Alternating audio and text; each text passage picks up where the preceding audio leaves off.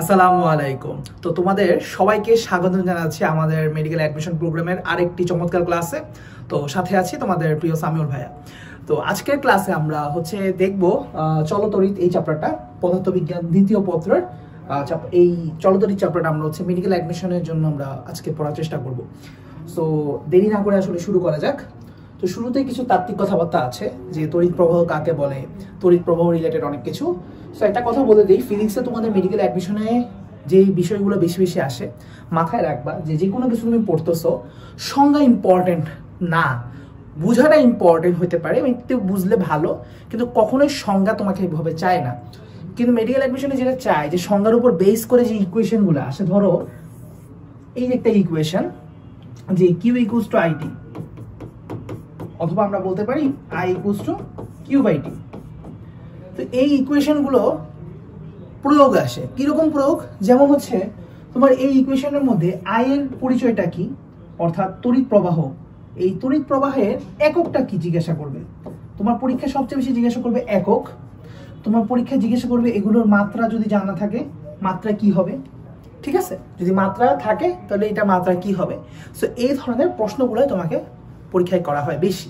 তাই তোমরা সংজ্ঞা মুখস্থ করার থেকেও বেশি গুরুত্ব দিবা এই জায়গায় যে ওই সংজ্ঞা থেকে যেই ইকুয়েশন বের হয়ে আসছে, ধরো এরকম একটা ইকুয়েশন, একটা সমীকরণ, সেই সমীকরণগুলো বা সূত্রগুলো মুখস্থ করা। কারণ ওই সূত্র থেকে ছোটোখাটো ম্যাথ আসতে পারে, এবং বিশেষ করে ম্যাথ না আসলেও ওটার থেকে বেশি ইম্পর্টেন্ট যেটা, এগুলোর প্রতিটা ইকুয়েশনে থাকা প্রতিটা জিনিসের, প্রতিটা রাশির একক জানা এবং মাত্রা জানা। ক্লিয়ার করতে পারছে আশা করি। এবং ইকুয়েশনে থাকা প্রত্যেকটা জিনিসের পরিচিতি খুব ভালো করে যাতে অন্তত পক্ষে জানা থাকে, এটা হচ্ছে দ্য বেয়ার মিনিমাম, ঠিক আছে? সো আমরা চলো শুরু করা যাক। তো ফার্স্টে আমাদের তড়িৎ প্রবাহ। তড়িৎ প্রবাহ আমরা অলরেডি জানি যে মুক্ত চার্জের প্রবাহ, একটা নির্দিষ্ট দিকে মুক্ত চার্জের প্রবাহ হচ্ছে আসলে তড়িৎ প্রবাহ। একটা পরিবাহীর মধ্য দিয়ে যদি আমার মুক্তভাবে মুক্ত চার্জের প্রবাহ থাকে, সেটা হতে পারে ইলেকট্রন, সেটা হতে পারে এনি টাইপস অফ আয়ন, তো এইটাই হচ্ছে আসলে তড়িৎ প্রবাহ।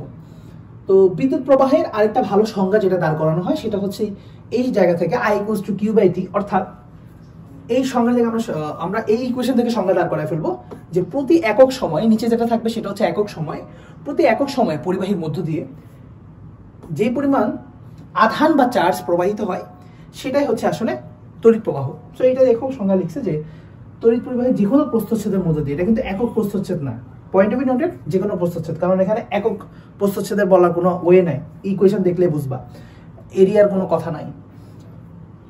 যে চার্জ প্রবাহের হার, এটা মানে কি? চার্জ প্রবাহের হার মানে হচ্ছে একক সময়ে যে পরিমাণ চার্জ বা ইলেকট্রন প্রবাহিত হয় সেটাই হচ্ছে তোমার তড়িৎ প্রবাহ। ক্লিয়ার আছে বা বিদ্যুৎ প্রবাহ। তো আমরা এই ইকুয়েশনের মধ্যে আমরা আশা করি জানি সবকিছু, যে আই কোনটা। আই হচ্ছে তোমার, আমরা একটু দেখাই এখানে কোথায় লিখতে পারি। আই হচ্ছে আমরা জানি তড়িৎ প্রবাহ, এটা হচ্ছে তোমার চার্জ বা আধান। তাই এখন এগুলোর একক জানা লাগবে, তাই না? আমরা জানি তড়িৎ প্রবাহের একক কি বলতো? অ্যাম্পিয়ার। তড়িৎ প্রবাহের একক কি? অ্যাম্পিয়ার। তারপরে চার্জের একক কি? কুলম্ব। টাইমের একক আমরা জানি সেকেন্ড। তো এটা কেন আসছে? Q equals to IT, so I equals to Q by T, Q by T, Q by T. এই জন্য এটা হচ্ছে ampere. 1 ampere equals to 1 coulomb, আর সময় একক সেকেন্ড পার সেকেন্ড। তাহলে অ্যাম্পিয়ার সমান সমান আমরা বলতে পারি 1 অ্যাম্পিয়ার সমান সমান কুলম্ব পার সেকেন্ড। এটা বলাটা ভুল হবে না, কারণ এই ইকুয়েশন থেকে আমরা এই এককটার এই কথাটা সত্য। সো এরকম তোমার মেডিকেল ভর্তি পরীক্ষা এমসিকিউতে আসতেই পারে যে নিচের কোনটা সঠিক বা সঠিক নয় দিয়ে এরকম একটা ইকুয়েশন দিলে যে 1 অ্যাম্পিয়ার সমান 1 coulomb second, 1 coulomb per second, 1 coulomb per second square. So তুমি বলবা হুট করে, ও এটা কোথা থেকে আসলো, এটা কোথায় ছিল? তখন তুমি চিন্তা করবে অ্যাম্পিয়ার কিসের একক? অ্যাম্পিয়ার হচ্ছে আই, অর্থাৎ তড়িৎ প্রবাহের একক। কিউ হচ্ছে, কুলম্ব হচ্ছে চার্জ, তাহলে এটা। তো এই ইকুয়েশনে তখন তুমি বের করবা, তখন মাথায় আসবে ও আচ্ছা এই ইকুয়েশনের কথা বলছে। সো এই ইকুয়েশনে যদি এটা পার সেকেন্ড পার টি স্কোয়ার আসতো, তখন তুমি বলতে যে না এটা তো সঠিক একক না, সঠিক ইকুয়েশন না। সঠিক ইকুয়েশন করতে গেলে এটা হবে, তাহলে এটার এগেইনস্টে যে এককটা পাচ্ছি, যে লাইনটা সত্য, তাহলে সেটাই হবে আমার সঠিক অ্যান্সার। বুঝছো? সো অনেক সময় মেডিকেল ভর্তি পরীক্ষা প্রশ্ন অনেক সময় অনেক ট্রিকি মনে হতে পারে, বাট এটা একদম সহজ করা হয়। সো একটু সহজভাবে চিন্তা করতে হবে। আমি সেই চিন্তাগুলো তোমাদেরকে একটু আগে ঠিক করছি। তারপরে যে প্রশ্নটা অবশ্যই হবে সেটা হচ্ছে, যে রাশিগুলো তুমি শিখতেছো সেই রাশিটা স্কেলার নাকি ভেক্টর, এই জিনিসটা মাথায় রাখতে হবে। যে কোনো একটা ইকুয়েশন পড়ার পরে আমি তোমাদেরকে আজকে একটা শিখাই দিচ্ছি মেডিকেল ভর্তি পরীক্ষার ভালো করার একটা টেকনিক, যে তুমি একটা চ্যাপ্টারের সূত্র মুখস্থ করবা। সূত্র মুখস্থ করার পরে এই সূত্রের প্রত্যেকটার পরিচয়, যে কোনটা কি ইন্ডিকেট করে, পরিচয় জানবা, সেটার এককগুলো জানবা, মাত্রাগুলো জানবা, চেষ্টা করবা। এরপরে স্কেলার কিনা নাকি ভেক্টর সেটা জানার চেষ্টা করবে। এখন আসি তড়িৎ প্রবাহ, যেটা নিয়ে কথা হচ্ছে সেটা স্কেলার নাকি ভেক্টর। অবশ্যই তড়িৎ প্রবাহ একটা স্কেলার রাশি। তাহলে তড়িৎ প্রবাহ একটা স্কেলার রাশি। এই যে স্কেলার রাশি, তড়িৎ প্রবাহ একটা কি ধরনের রাশি? একটা স্কেলার রাশি। চার্জ যদি বলে সেটাও স্কেলার, টাইম যদি বলা হয় সেটাও স্কেলার, কারণ এগুলো কোনো দিক নাই। আমি যদি সবগুলোকে নিয়ে কথা বলতে চাই, তো শুধুমাত্র আমরা এখানে তড়িৎ প্রবাহ নিয়ে আলোচনা হচ্ছে বলে এখানে স্কেলার তড়িৎ প্রবাহটাই বলছে। ঠিক আছে, আমরা তড়িৎ প্রবাহ নিয়ে আর সময় নষ্ট করবো না। তারণ বেগ, এগুলো আসলে ছোট ছোট কিছু ক্যান্সার, এগুলো থেকে তেমন একটা কোশ্চেন আসে না খুব একটা, বাট আসলে যে তুমি পারবা না যাতে এমন না হয়, তাতে এই জন্য বলতেছি। তারণ বেগ, তারণ বেগ কিছু না, ইলেকট্রন যে বেগে প্রবাহিত হয় পরিবাহীর মধ্য দিয়ে। ঠিক আছে, সোজা কথা, ইলেকট্রন যে গড় বেগে প্রবাহিত হয় সেটাই হচ্ছে তোমার, যে গড় বেগে প্রবাহিত হয় ইলেকট্রনটা, সেটাই হচ্ছে আমার তারণ বেগ বা সঞ্চালন বেগ। সেটাকে ভি দ্বারা প্রকাশ করা হয়। এটার একটা ইকুয়েশন আছে, আই ইকুয়ালস টু নেভ। এটা মনে রাখবে একদম ইজিলি, আই ইকুয়ালস টু নেভ। আই মানে তড়িৎ প্রবাহ, এন মানে কি, এখানে প্রতিটা পরিচয়গুলো একটু দেখে রাখবা। পরিচয় জানাটা ইম্পর্টেন্ট। তুমি সূত্র জানলে হবে না, তোমার সূত্রের পরিচয় জানতে হবে, যাতে করে কখনো কোনো ম্যাথ দিয়ে দিলে ছোটখাটো তুমি যাতে করতে পারো। এবং এছাড়াও পরিচয় জানাটা জরুরি। সো এন কি এখানে ইন্ডিকেট করতেছে? এন হচ্ছে একক আয়তনে মুক্ত ইলেকট্রনের সংখ্যা। এখানে পয়েন্ট টু বি নোটেড, এটা একক আয়তনের কথা বলছে, মুক্ত ইলেকট্রনের সংখ্যা। ঠিক আছে, শুধু নাম্বার অফ ইলেকট্রনস বললে হবে না, number of electrons per volume, অর্থাৎ একক আয়তনে। প্রস্থচ্ছেদের ক্ষেত্রফল হচ্ছে এ, এটা তো বললাম। তারপর ভি হচ্ছে তারণ বেগ, আর ই হচ্ছে তোমার আধানের পরিমাণটা, অর্থাৎ এখানে ই হচ্ছে বেসিক্যালি কিউটা। আমরা একটু আগে কিউ যেটা পড়ে আসলাম, চার্জ। সো ই হচ্ছে একই জিনিস, মানে এখানে ইলেকট্রনের চার্জকে ডিরেক্ট ই হিসাবে প্রকাশ করা হয়েছে। ওকে, আচ্ছা, ওকে, আমরা তো জানি মনে হয় ইলেকট্রনের চার্জ কতটুকু, 1.9 × 10⁻⁻10 কুলম্ব। ঠিক আছে, সো এটা মাথায় রাখবো আর কি, ইলেকট্রনের চার্জটা।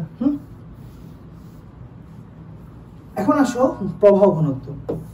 প্রবাহ ঘনত্ব কিচ্ছু না ভাইয়া, এই যে আমার পরিবাহীতে একক প্রস্থচ্ছেদে যতটুকু কারেন্ট যাচ্ছে, যার মানে হচ্ছে I/A, অর্থাৎ প্রতি একক প্রস্থচ্ছেদের মধ্য দিয়ে আমার কারেন্ট যতটুকু যাচ্ছে। কারণ কারেন্টে যখন হিসাব করতেছিলাম, যে কোনো প্রস্থচ্ছেদের মধ্যে হিসাব করতেছিলাম, এটা একক প্রস্থচ্ছেদে হিসাব হচ্ছিল না। এখন আমি যদি জাস্ট এটা একক ক্ষেত্রফলের মধ্যে কতটুকু যাচ্ছে কারেন্ট, এইটা হিসাব করি, সেটাই হবে প্রবাহ ঘনত্ব। তো আমি তো আবার বলে ফেলছিলাম I ইকুয়ালস টু নেভ।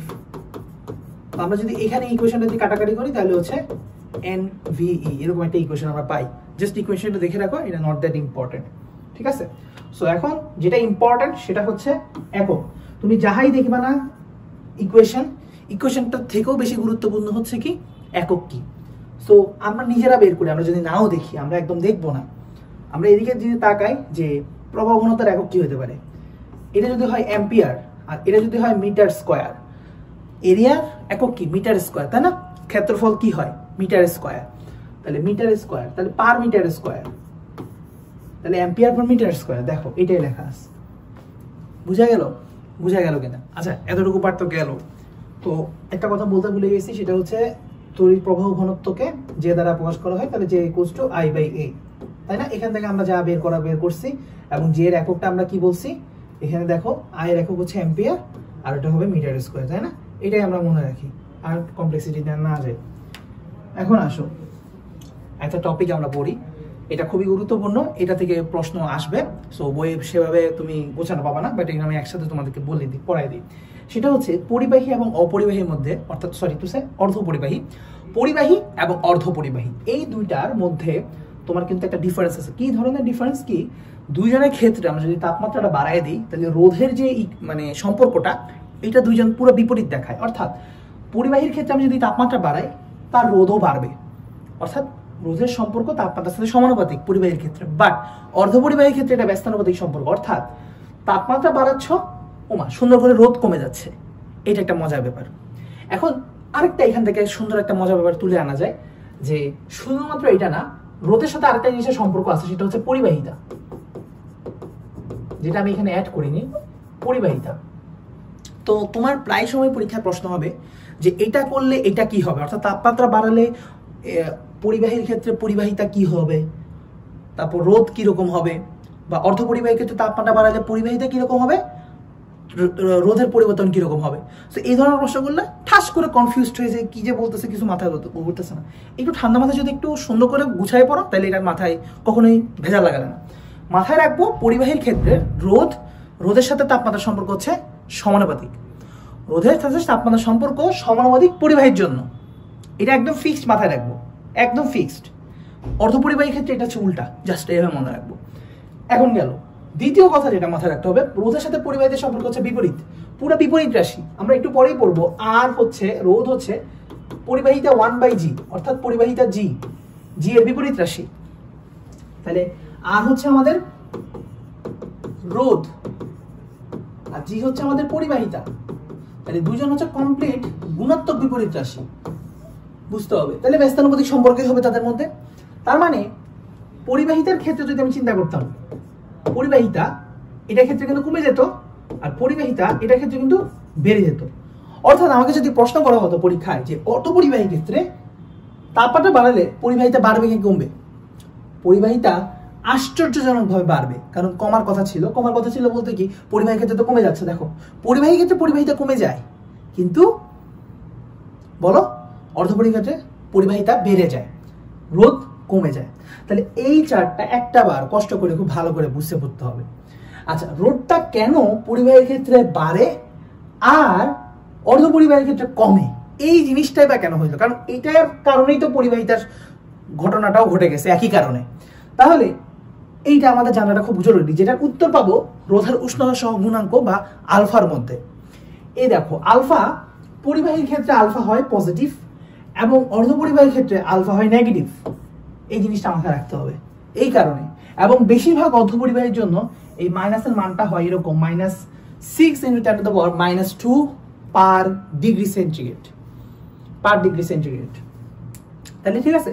এই সংখ্যাটা পারলে একটা আবার মুখস্থ করে ট্রাই করো, আসতেও পারে, বাট অত ইম্পর্টেন্ট না। বাট এটা মাথায় রাখো যে অর্ধপরিবাহী যেটা নেগেটিভ, এইটা ইম্পর্টেন্ট।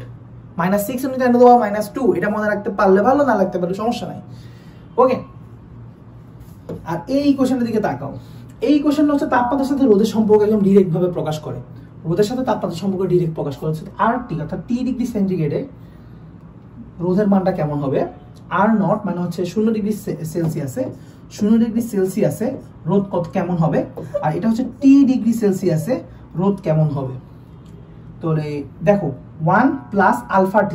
এখন তুমি তো নিজে চিন্তা করো, এই ইকুয়েশনটার মধ্যে যদি আলফার মানে পজিটিভ আসে তখন অটোমেটিক R0 ইন্টু গুণ হয়ে RTটা বড় হবে R0 এর থেকে, অর্থাৎ টেম্পারেচার বাড়ালে তোমার রোধটা বেড়ে যাচ্ছে পরিবাহীর ক্ষেত্রে, যেটা যেহেতু প্লাস পজিটিভ পরিবাহীর ক্ষেত্রে। কিন্তু অর্ধপরিবাহীর ক্ষেত্রে যেহেতু নেগেটিভ, চিন্তা করো এখানে যদি একটা মাইনাস চলে আসে 1 মাইনাস, অর্থাৎ R0 এর থেকেও কিন্তু কমে যাবে জিনিসটা, ব্যাপারটা বুঝো। R0 মাইনাস R0 α_T, অর্থাৎ R0 α_T পরিমাণ কিন্তু মাইনাস হয়ে যাবে, যার কারণে RTটা কিন্তু কমে যাবে। এই জন্যই রোধটা কমে যায় অর্ধপরিবাহীর ক্ষেত্রে, যেহেতু তোমার আলফা মাইনাস, বুঝা গেছে। আবার সেম কারণে পরিবাহিতার ব্যাখ্যাটাও সেম ভাবে উল্টা, ঠিক আছে। তো এই হলো ঘটনা। লাস্ট আরেকটা কথা দিয়ে শেষ করবো, যেটা হচ্ছে তোমাদের ইম্পর্টেন্ট, তো কিন্তু শেষ পর্যন্ত বলার জন্য রেখে দিছি। সেটা হচ্ছে পরিবাহিতার মধ্যে একটা এক্সেপশন আছে, একজন এক্সেপশন দেখায়, সে হচ্ছে কার্বন। মজার ব্যাপার হচ্ছে কার্বন নিজে হচ্ছে পরিবাহী। কোনটা? যেমন গ্রাফাইট, কার্বনের যে গ্রাফাইট আছে না, আমরা চিনি তো, গ্রাফাইট কিন্তু একটা পরিবাহী ভাই, খুব ভালো একটা পরিবাহী। কার্বনের গ্রাফাইট কিন্তু খুব ভালো পরিমাণ একটা পরিবাহী, কারণ তার মুক্ত ইলেকট্রন থাকে। তো এখন আমরা এই কার্বনের ক্ষেত্রে যেটা দেখা যায়, সে পুরো অর্ধপরিবাহীর মতো আচরণ করে।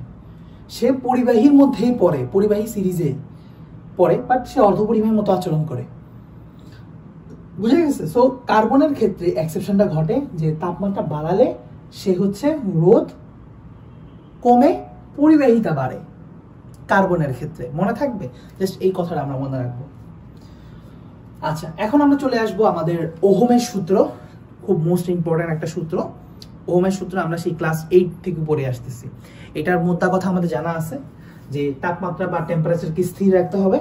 একটা স্থির টেম্পারেচারে ক্ষেত্রে আমার আই সমানুপাতিক ভি, যেটার মানে আমি বাংলা করে যদি বলি যে দেখো, তাপমাত্রা যদি স্থির থাকে তাহলে তড়িৎ প্রবাহ কিসের উপর নির্ভর করবে? একটা নির্দিষ্ট পরিবাহীর মধ্য দিয়ে যে তড়িৎ প্রবাহ চলে তা পরিবাহী দুই প্রান্তের বিভব পার্থক্যের সমানুপাতিক। ঠিক আছে? অর্থাৎ আই ডিপেন্ড করতেছে ভি এর উপর, অর্থাৎ ভি বিভব পার্থক্যের উপর।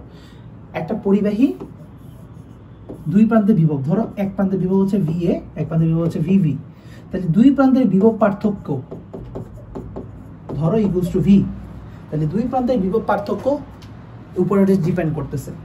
তাহলে এই ভি এর উপর ডিপেন্ড করতেছে এটার মধ্যে দিয়ে কতটুকু আই প্রবাহিত হবে। তাহলে আই ডিপেন্ডস অন ভি, এটাই বোঝাচ্ছে। আই সমানুপাতিক ভি মানে হচ্ছে আই ডিপেন্ডস অন ভি, এবং কি ধরো কিভাবে ডিপেন্ড করতেছে? একদম সমানুপাতিক ভাবে।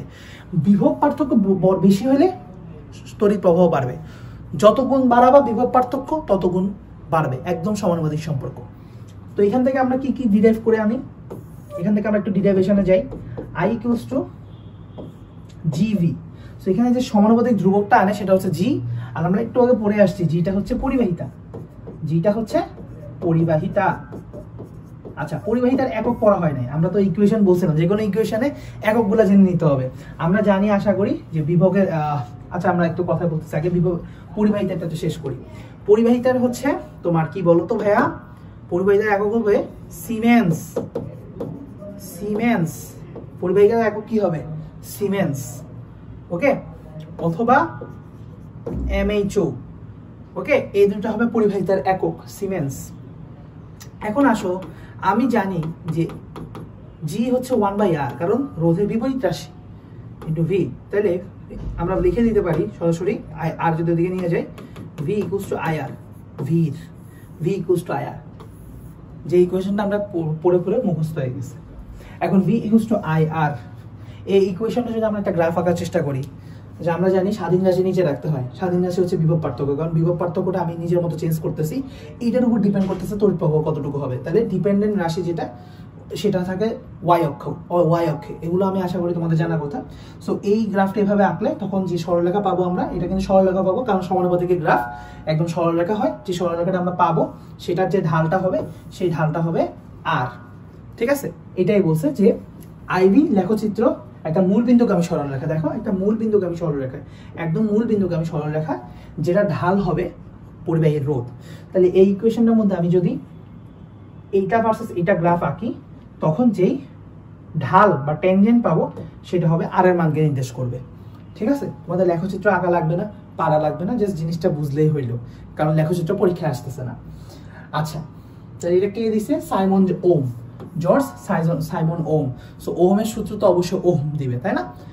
George Simon ohm. এখন আসো, যে রোধ জিনিসটা কি আমরা জানি যে পরিবাহী যে ধর্মের কারণে এর মধ্য দিয়ে তড়িৎ প্রবাহ বাধাগ্রস্ত হয়। সোজা করে আমরা এটাই বলবো, এটা কার ধর্ম? এটা হচ্ছে পরিবাহীর ধর্ম। এটা কিন্তু পরিবাহীর ধর্ম, পরিবাহী যে ধর্মের কারণে আসলে এর মধ্য দিয়ে তড়িৎ প্রবাহ যাইতে বাধাগ্রস্ত হয়। ঠিক আছে, সেটাই হচ্ছে আমার পরিবাহীর রোধ। ঠিক আছে, এখন আমরা জানি রোধের একক হচ্ছে ওহম। রোধের একক হচ্ছে কি? ওহম। আচ্ছা, এখানে একটা কিছু ভুলে গেছি, তাহলে এইটা হচ্ছে কি? রোধ। রোধের একক হচ্ছে ওহম, অথবা ওহম ছাড়াও আর কি কি বলা যেতে পারে? যেহেতু পার সিমেন্সও বলা যেতে পারে, পার সিমেন্সও বলা যাবে। কেন? কারণ সিমেন্সের অপর বিপরীত রাশি, তাহলে পার সিমেন্সও ডাকা যাবে, পার সিমেন্স অথবা ওহম। বুঝা গেছে? আচ্ছা, আর এটার একক কি হবে? বিভব পার্থক্যের একক ভোল্ট হবে, তাই না? ভোল্ট হবে। আর এটার একক আমরা জানি অ্যাম্পিয়ার বলে আসছি, আর এটার একক হচ্ছে নরমালি অ্যাম্পিয়ার, সরি ওহম, ঠিক আছে, অথবা পার সিমেন্স বলতে পারি। আচ্ছা, তো রোধের একক আরেকভাবে বলা যেতে পারে, কারণ V equals to I R থেকে আমরা যদি R equals to V by I প্রকাশ করি, তার মানে হচ্ছে ভি হবে ভোল্ট আর এ হবে অ্যাম্পিয়ার, তো ভোল্ট পার অ্যাম্পিয়ার এভাবে বলা যেতে পারে। তাহলে এক ওহম সমান সমান 1 ভোল্ট পার অ্যাম্পিয়ার। সো এই জন্য ইকুয়েশনগুলো পারা লাগবে, যাতে এই সম্পর্কগুলো আমরা যাতে বুঝতে পারি যে এইটা কোথা থেকে আসলো, কারণ আমরা ইকুয়েশন না জানলে এইগুলো আমরা বুঝবোই না। আচ্ছা, এখন আসি, এটা খুব ইম্পর্টেন্ট, 3 স্টার একটা জিনিস, খুব ইম্পর্টেন্ট, রোধের নির্ভরশীলতা। এটা পরীক্ষায় আসবেই আসবেই এবং আসবে, এমনভাবে মনে রাখবো। পরিবাহীর রোধ 4টা জিনিসের উপর নির্ভর করে, দৈর্ঘ্যের উপর, প্রস্থচ্ছেদের ক্ষেত্রফলের উপর, তারপর হচ্ছে তোমার পরিবাহীর উপাদানের উপর এবং তাপমাত্রার উপর। সো এগুলো মনে রাখা একটা সহজ টেকনিক হচ্ছে, দেখো দৈর্ঘ্য হচ্ছে এল, প্রস্থচ্ছেদের ক্ষেত্রফল হচ্ছে এ, উপাদান হচ্ছে ধরে নিলাম এলিমেন্ট ই, এবং তাপমাত্রা ধরে নিলাম টেম্পারেচার টি। তাহলে আমরা একটু যদি এখানে লেখার চেষ্টা করি একসাথে, তাহলে এটা অনেকটা এরকম দেখাবে, আমাদের পরিচিত একটা ওয়ার্ডের মতো দেখাবে, লেট।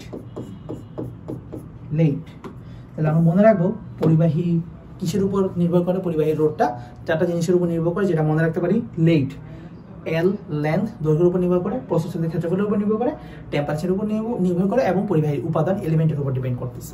ঠিক আছে, আমরা আশা করি তোমরা এটা পারবা। এখন আসো পরিবাহিতা, অলরেডি পড়ে ফেলছি কন্ডাক্টেন্স বা পরিবাহিতা। এটা কার বিপরীত রাশি, এটা হচ্ছে রোধের বিপরীত রাশি। ঠিক আছে, সো এটার একক হচ্ছে এমএইচও বা সিমেন্স বা পার ওহম। দেখো এটার পার ওহমও বলা যাবে, কারণ রোধের বিপরীত রাশি, বুঝতে পারছো? ইকুয়েশন জানা থাকলে কতগুলো একক অটোমেটিক চলে আসবে। ঠিক আছে, সো জানা লাগবে মূল এককটা কি, মূল এককটা হচ্ছে সিমেন্স, এটা পারা লাগবে আগে, সবার আগে। তাহলে এটার একক জি না, এটা হচ্ছে প্রকাশ হচ্ছে, আল্লাহ উল্টো হয়ে গেছে, প্রকাশ হচ্ছে জি, একক হচ্ছে এটা। আচ্ছা, একটু উল্টো হয়ে গেছে, দেখে নিবা। এখন আসো যে ইকুয়েশন আমরা জানি, এটা বিশেষ তথ্য, ধাতব পদার্থের তড়িৎ পরিবাহিতা হচ্ছে বেশি থাকে, তার মধ্যে রূপার পরিবাহিতা বেশি, তাপমাত্রা বৃদ্ধির সাথে ধাতব পরিবাহিতা হ্রাস পায়। এই কথাটা সত্য না মিথ্যা, তোমরা একটু আমাকে প্রমাণ করে বলো, এই কথাটা সত্য না মিথ্যা? দেখো, তাপমাত্রা বৃদ্ধির সাথে রোধ বৃদ্ধি পাবে পরিবাহী ক্ষেত্রে রোধ বৃদ্ধি পাবে, রোধ যদি বৃদ্ধি পায় তাহলে পরিবাহিতা কি হবে, হ্রাস হবে। তাহলে তাপমাত্রা বৃদ্ধির সাথে পরিবাহিতা হ্রাস পাবে। কথা ঠিক না বেঠিক? কথা ঠিক, বুঝা গেছে, একদম সোজা। দেখো, তাপমাত্রা বাড়লে সকল পরিবাহীরা আসলে পরিবাহিতা হ্রাস পায়, তাই তো, হ্রাসই তো পাবে, কারণ রোধ বৃদ্ধি পাবে, হ্রাস পাবে, অর্থাৎ রোধ যেহেতু বৃদ্ধি পাবে তাহলে পরিবাহিতা হ্রাস পাবে। কিন্তু অর্ধপরিবাহী ভেলায় দেখো উল্টা হবে, দেখছো, যা বলছি তাই। এখন আবার আসো, কার্বন অর্ধপরিবাহী না হলেও, কার্বন কি পরিবাহী না হলেও তাপমাত্রার সাথে তার পরিবাহিতা বাড়ে, দেখছো, ওই যে বললাম এক্সেপশন, এটা অর্ধপরিবাহীর মতো আচরণ করে, কিন্তু এটা তো অর্ধপরিবাহী না। আচ্ছা দেখো, আমি কিন্তু তোমাকে আগে জিনিসটা ভালো করে বুঝায় পড়াই গেছি, ওকে? সো এই জন্য তুমি রিলেট করতে পারবা। ইম্পর্টেন্ট জিনিস আমি খুব ইম্পর্টেন্ট ভাবে তোমাকে বুঝাই দিব, যাতে করে তুমি পরীক্ষা এগুলো কোনোভাবেই ঘেঞ্জাম না পাকাও। এখন আসো, এখানে তেমন কিছু পড়ার নাই, জাস্ট থার্মিস্টারটা জানতে পারো। থার্মিস্টার কি অ্যাকচুয়ালি? থার্মিস্টার দিয়ে আসলে খুব অল্প মাত্রার তাপমাত্রা পরিবর্তনও নির্ণয় করা সম্ভব, 0.005 ডিগ্রি পর্যন্ত। সো এটা একটু জানতে পারো, কিংবা আর অন্য কিছু লাগবে না, দেখতে পারো। এখন আসি আমরা রোধের সূত্রগুলোর মধ্যে। সো রোধের যে নির্ভরশীলতা আমরা বলছিলাম যে রোধ 4টা জিনিসের উপর নির্ভর করে, সো এইটা এগুলোর উপর ভিত্তি করে কিন্তু আসলে রোধের সূত্র দেওয়া হয়েছে। সো রোধের সূত্র হচ্ছে মোটামুটি 3টা। তোমার কাছে মনে হতে পারে রোধের নির্ভরশীলতা ছিল 4টা, কিন্তু সূত্র কেন 3টা? সূত্র কেন 3টা আসলে দেখলেই বুঝবা। দেখো, সূত্র হচ্ছে দৈর্ঘ্যের সূত্র আছে, যেখানে বলা হয়েছে সুন্দর মতে, আচ্ছা দৈর্ঘ্যের সূত্র আছে যেখানে সুন্দর মতে বলা হয়েছে আর সমানুপাতিক অফ এল, অর্থাৎ রোধটা পরিবাহীর দৈর্ঘ্য যত লম্বা হবে পরিবাহীর রোধ তত বৃদ্ধি পাবে।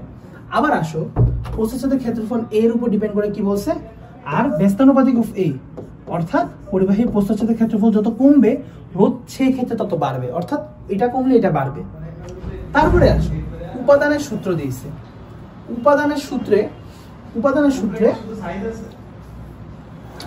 সূত্রে কি বলছে যে দৈর্ঘ্য প্রস্থচ্ছেদের ক্ষেত্রফল এই দুইটাকেই ফিক্স রাখতে হবে, এলও ফিক্স রাখতে হবে এবং এও ফিক্স রাখতে হবে। এইটা যদি তুমি রাখতে পারো তখন নির্দিষ্ট তাপমাত্রা যদি ফিক্স রাখতে পারো, সব কিছু ফিক্স রাখলা, এটা ফিক্স রাখলা, এইটা ফিক্স রাখলা, টেম্পারেচার ফিক্স রাখলা, অর্থাৎ লেট সূত্রের মধ্যে প্রথম তিনটেই ফিক্স রাখলা, স্টিল তোমার কাছে মনে হইতেই পারে যে এখন মনে হয় আমার রোধ দুইটা পরিবাহী সমান হবে, বাট না, তখন আশ্চর্যজনকভাবে দেখা গেল যে বিভিন্ন পরিবাহীর তৈরি বিভিন্ন পরিবাহীর রোধ বিভিন্ন রকম হয়। এটাই হচ্ছে উপাদানের সূত্র, বুঝছো? সো রোধের সূত্র মূলত দুইটা, কিন্তু উপাদানের সূত্র এটা বইয়ে দেয়া আছে, একটু দেখে নিও তোমরা। যে দৈর্ঘ্য সূত্র আমি যতটুকু জানতাম আমাদের সময় আগে শুধুমাত্র রোধের সূত্র দুইটা পড়াইতো, দৈর্ঘ্য সূত্র এবং প্রস্থচ্ছেদের ক্ষেত্রফলের সূত্র। এখন আমি গিয়ে দেখলাম যে আসলে তোমাদের তিনটা বলতেছে, ঠিক আছে? সো একটু বই আবার একটু ক্রস চেক করে নিও যে তোমাদের নতুন এডিশনে কি লেখা আছে। সো মেইনলি এই দুইটা সূত্রই, কারণ এই দুটো সূত্রের উপর বেস করে আমরা বলে ফেলতে পারি আর সমানুপাতিক L বাই A। এখান থেকে আমরা বলতে পারি R ইকুয়ালস টু আপেক্ষিক রোধ বা রোধাঙ্ক, দিতে হবে হচ্ছে সমানুপাতিক ধ্রুবক উঠায়, সমানুপাতিক চিহ্ন উঠায়। তো rho equals to RA by L,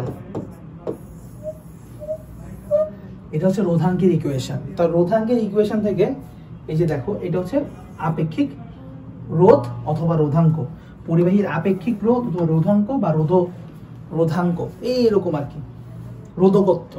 অনেকগুলো শব্দ আছে, আমরা একটু সামনে আগাইলে আমরা বুঝতে পারবো।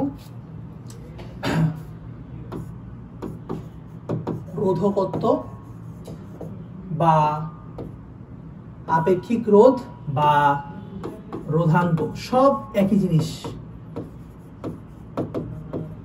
সব একই জিনিস ইন্ডিকেট করতেছে। এটা কি বলতেছে যে তাপমাত্রা ফিক্স করে দাও, একক আয়তন, একক প্রস্থচ্ছেদের ক্ষেত্রফলের ক্ষেত্রে পরিবাহী রোধকে রোধাঙ্ক বলে। তোমার কাছে মনে হতে পারে ভাই এই সংজ্ঞা আমি বুঝি নাই, দেখো বুঝার কিছুই নাই, ঠান্ডা মাথায় বুঝো। Rho equals to RA by L, তাহলে দেখো এটাকেও আমি এক বানাই দিব, এটাকেও আমি এক বানাই দিব।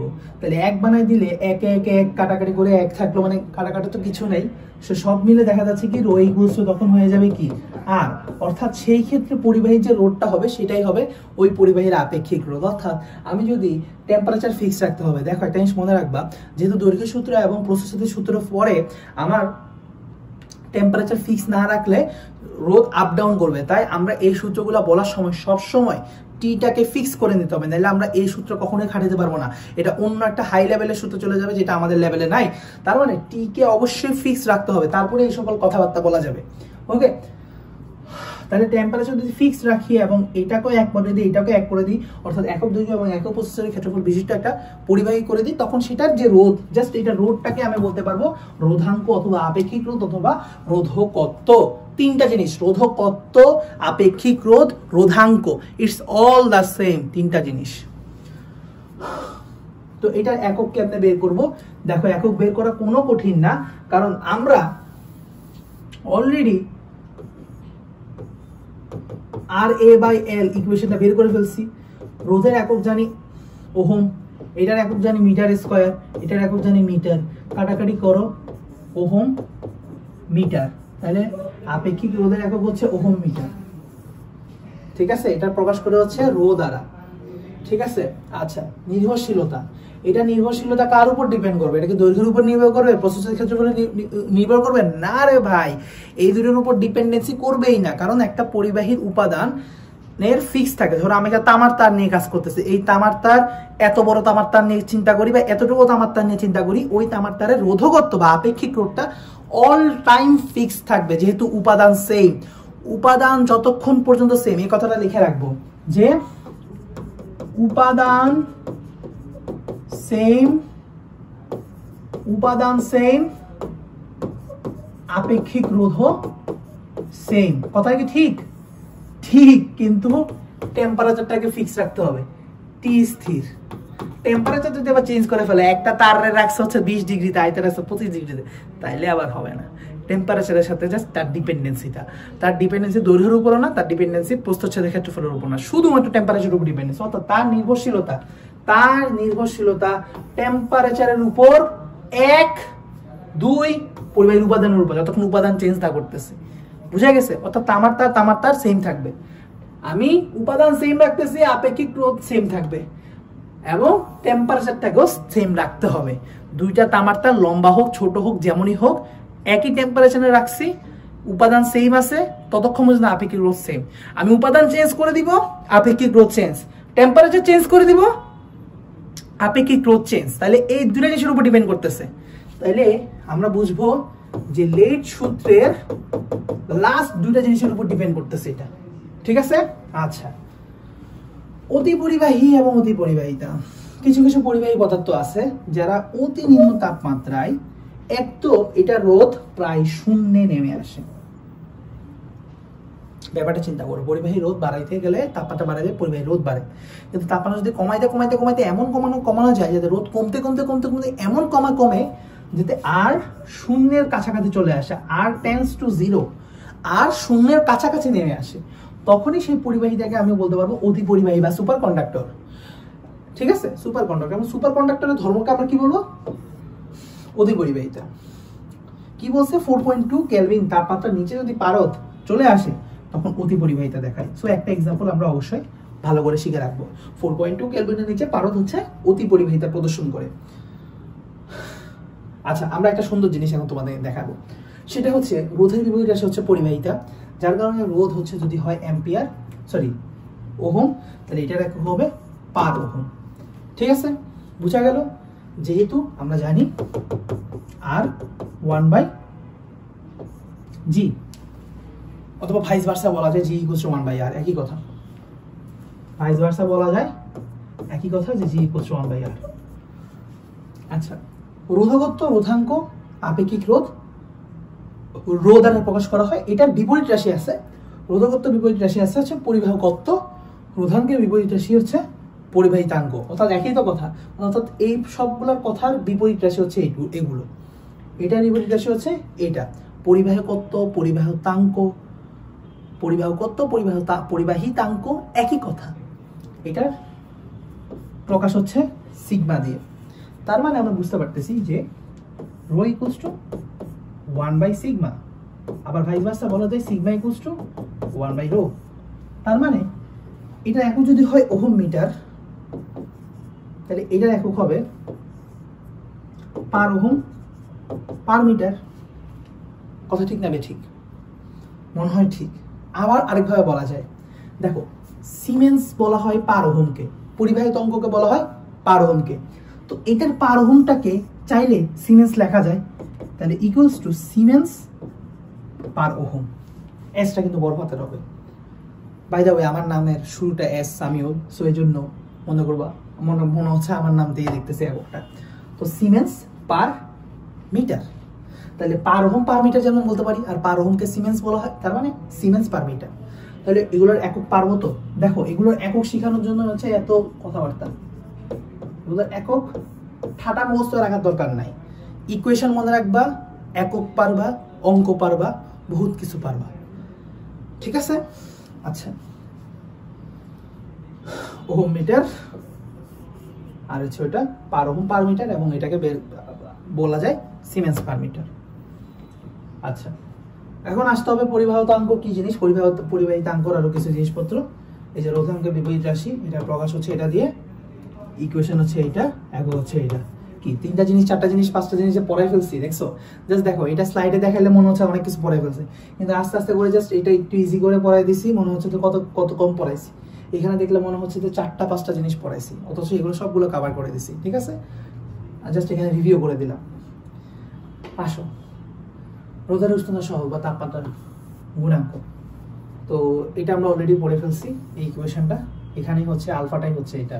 সো আলফার পরিচয় যদি জানতে চাই যে আলফার পরিচয়টা কি, আলফা পরিচয়টা কিছু না, যে প্রতি ডিগ্রি সেন্টিগ্রেড তাপমাত্রা বৃদ্ধির জন্য একক রোধ সম্পন্ন কোন একটা পরিবাহী রোধের যে পরিবর্তন হয়। ঠিক আছে, আচ্ছা, সো আমরা এই ইকুয়েশনটার মধ্যে দেখা যাবে কি, যে আমরা যদি বলি যে RT equals to R0 plus R0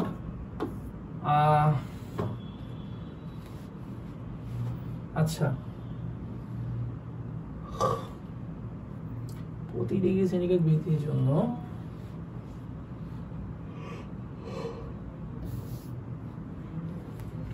theta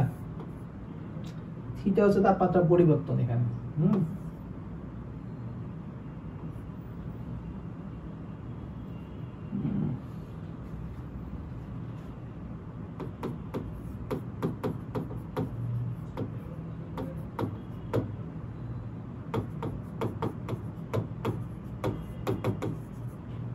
তাপমাত্রা পরিবর্তনটা বোঝায়। তো বিশেষ করে আমি যদি বলি যে সে 5 ডিগ্রি, আমি যদি বলি যে এখন 5 ডিগ্রি সেলসিয়াসে রোদ বের করো, তখন সেই ক্ষেত্রে থিটা হবে 5 ডিগ্রি সেলসিয়াস। কেন? কারণ হচ্ছে আমরা হিসাব করতে হবে 0 থেকে 5 হয়েছে, এই জন্য। ঠিক আছে, 0 থেকে 5 হয়েছে, তো এই জন্য বলতে পারি তাপমাত্রা পরিবর্তনে যেরকম বলা যায়, আবার বলা যায় কি মানে প্রদত্ত তাপমাত্রা যাতে 5 ডিগ্রি প্রশ্নে যে তাপমাত্রা বলা আছে সেটাই, কারণ আমরা 0 থেকে হিসাব করতেছি জিনিসটা। ঠিক আছে, 0 থেকে তো যেই পাশে যাই না কেন প্রদত্তই বলা যেতে পারে। ঠিক আছে, আচ্ছা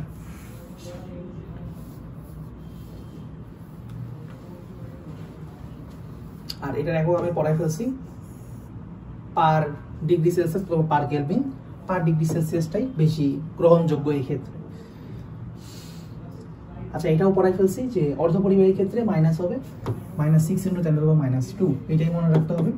আর অ্যালুমিনিয়াম আর তামারটা যদি মনে রাখতে পারে ভালো, টাংস্টানটাও মনে রাখতে পারলে ভালো, বাট এটা ম্যান্ডেটরি না এগুলো। ঠিক আছে, আচ্ছা এখন আসো রোদের উপর তাপমাত্রার প্রভাব।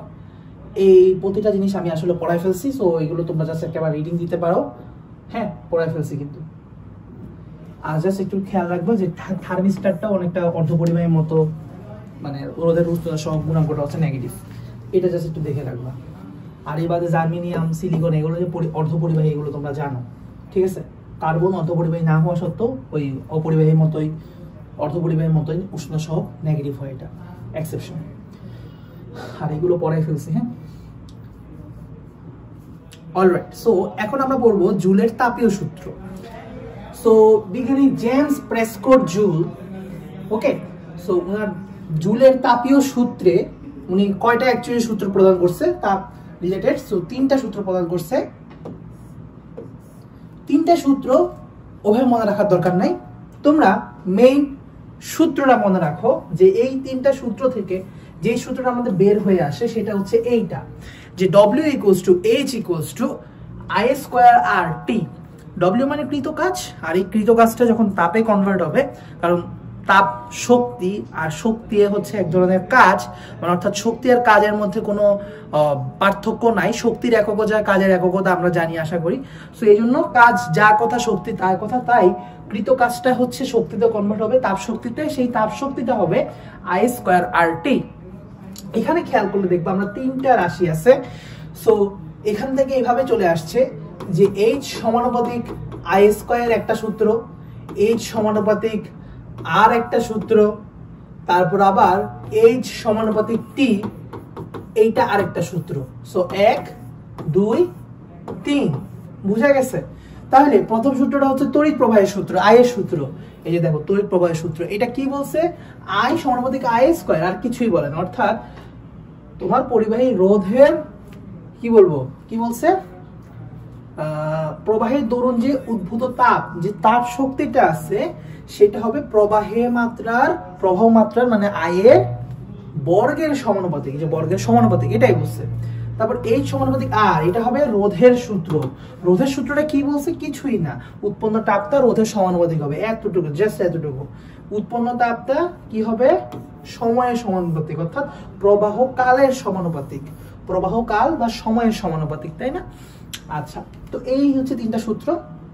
তো 3টা সূত্রকে আমরা যখন একত্র করি তখন হচ্ছে আমরা অ্যাকচুয়ালি যেটা পাবো সেটা হচ্ছে I² সমানুপাতিক, সরি H সমানুপাতিক I²RT, এইটা আমরা পাই সরাসরি, কিন্তু মানে H সমানুপাতিক I²RT পাই না।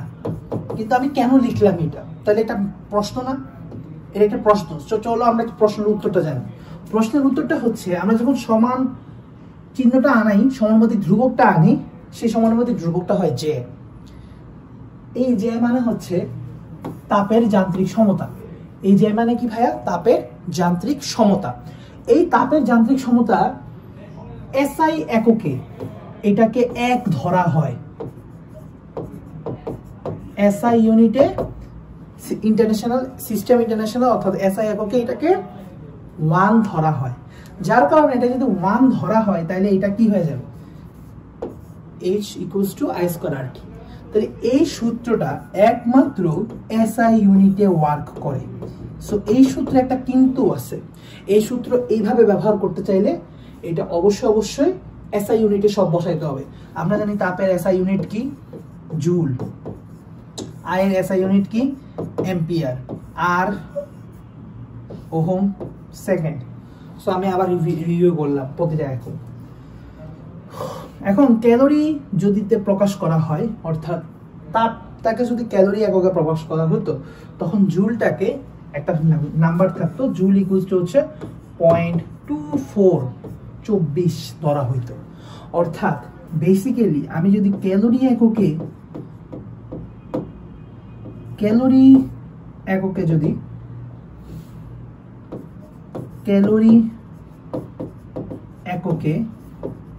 যদি আমরা এই সূত্রটা দেখতাম, তাহলে এইচ হইতো ইকুয়ালস টু 0.24 I² RT।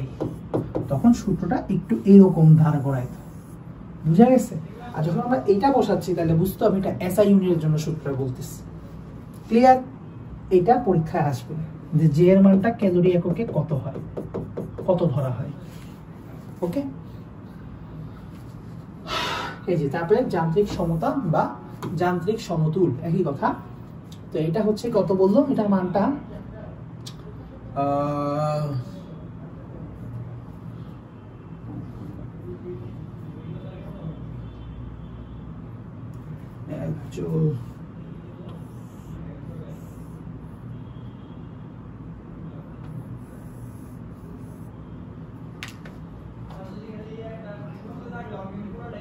কি বললো একটু আবার আমরা দেখি। তো জে ইকুয়ালস টু কি হবে, আমরা যদি ওই ইকুয়েশনটার মধ্যে h/I² RT হবে, তো আমার কি করতে হবে, একক তাপ উৎপন্ন করতে যে পরিমাণ কাজ করতে হয় বা একক তাপ দ্বারা যে পরিমাণ কাজ করা যায়, অর্থাৎ এইটা যদি পুরোটাকে 1 করে দেই, তার মানে একক তাপ উৎপন্ন করতে যেই পরিমাণ আমাকে কাজ করা লাগবে, অর্থাৎ ওয়ার্ক করা লাগবে, অর্থাৎ এইচ আর ডব্লিউ তে একই কথা। সো এই পরিমাণ হিট তৈরি করতে যেই পরিমাণ কাজ করা লাগবে, একক তাপ উৎপন্ন করতে যেই পরিমাণ কাজ করা লাগবে, সেটাই হচ্ছে আমার তাপের যান্ত্রিক সমতুল। তো এটার মান বলছে 4.2 জুল পার ক্যালোরি, মাথা রাখবো আমরা। হ্যাঁ, সো ক্যালোরি এবং জুলের মধ্যে সম্পর্কটা, এটা এত লাগবে না, এটা তোমার মাথায় রাখা লাগবে না। ক্যালোরি এবং জুলের মধ্যে সম্পর্কটা দেখো, তোমাকে ব্যাপারটা বুঝাই কেন এটা জুল পার ক্যালোরি হিসাবটা এভাবে দিছে। এটা কনফিউজিং। আমি তোমাকে আগে সোজা করার কথা বলি। নর্মালি মানে তাপের এসআই ইউনিট কি, এইচ হচ্ছে জুল। তাহলে জুল হচ্ছে, মনে রাখতে হবে 1 জুল সমান হচ্ছে 0.24 ক্যালোরি। বুঝা গেছে?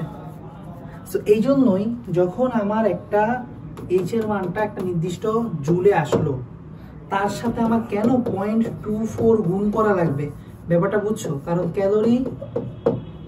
কারণ 1 জুল সমান এত ক্যালোরি, এই জন্যই গুণটা করা লাগে এই 0.24। বুঝা গেছে? সো কেন এই তাপের যান্ত্রিক সমতুল বা তাপের যান্ত্রিক সমতার যেটা ধরা হয় যখন ক্যালোরি এককে আমরা যখন এইচটা প্রকাশ করতে হবে, অর্থাৎ তাপটা প্রকাশ করতে হবে, কেন জে এর মানটা তখন 0.24 ধরতে হয়। বুঝা গেছে? অর্থাৎ সামনে কেন 0.24 গুণ করতে হয়, এটা আসলে না বললেও চলতো, কিন্তু এটা সূত্রটাকে এভাবে করেই এস্টাবলিশ করা হয়েছে, একটা জে ইনক্লুড করা। ঠিক আছে? তাইলে ব্যাপারটা বুঝলা আশা করি, বুঝছো? আচ্ছা, এখন আসো যে তাহলে উল্টাভাবে লিখলে 1 ক্যালোরি সমান কত। আবার 1 ক্যালোরি বানানটা কেমন লেখে, ক্যালোরি। 1 ক্যালোরি, ক্যালোরি বানান এমনে না, দাঁড়াও, 1 ক্যালোরি এমনে। 1 ক্যালোরি ইকুয়ালস টু কত, আবার পয়েন্ট হবে না, এটা তো আবার 4.2 হবে। অর্থাৎ এইটা পিছন থেকে কথা বলবো, মনে রাখবা যে এই পিছন থেকে লিখলে 4.2 জুল। ওকে, সো এটাই বলছে।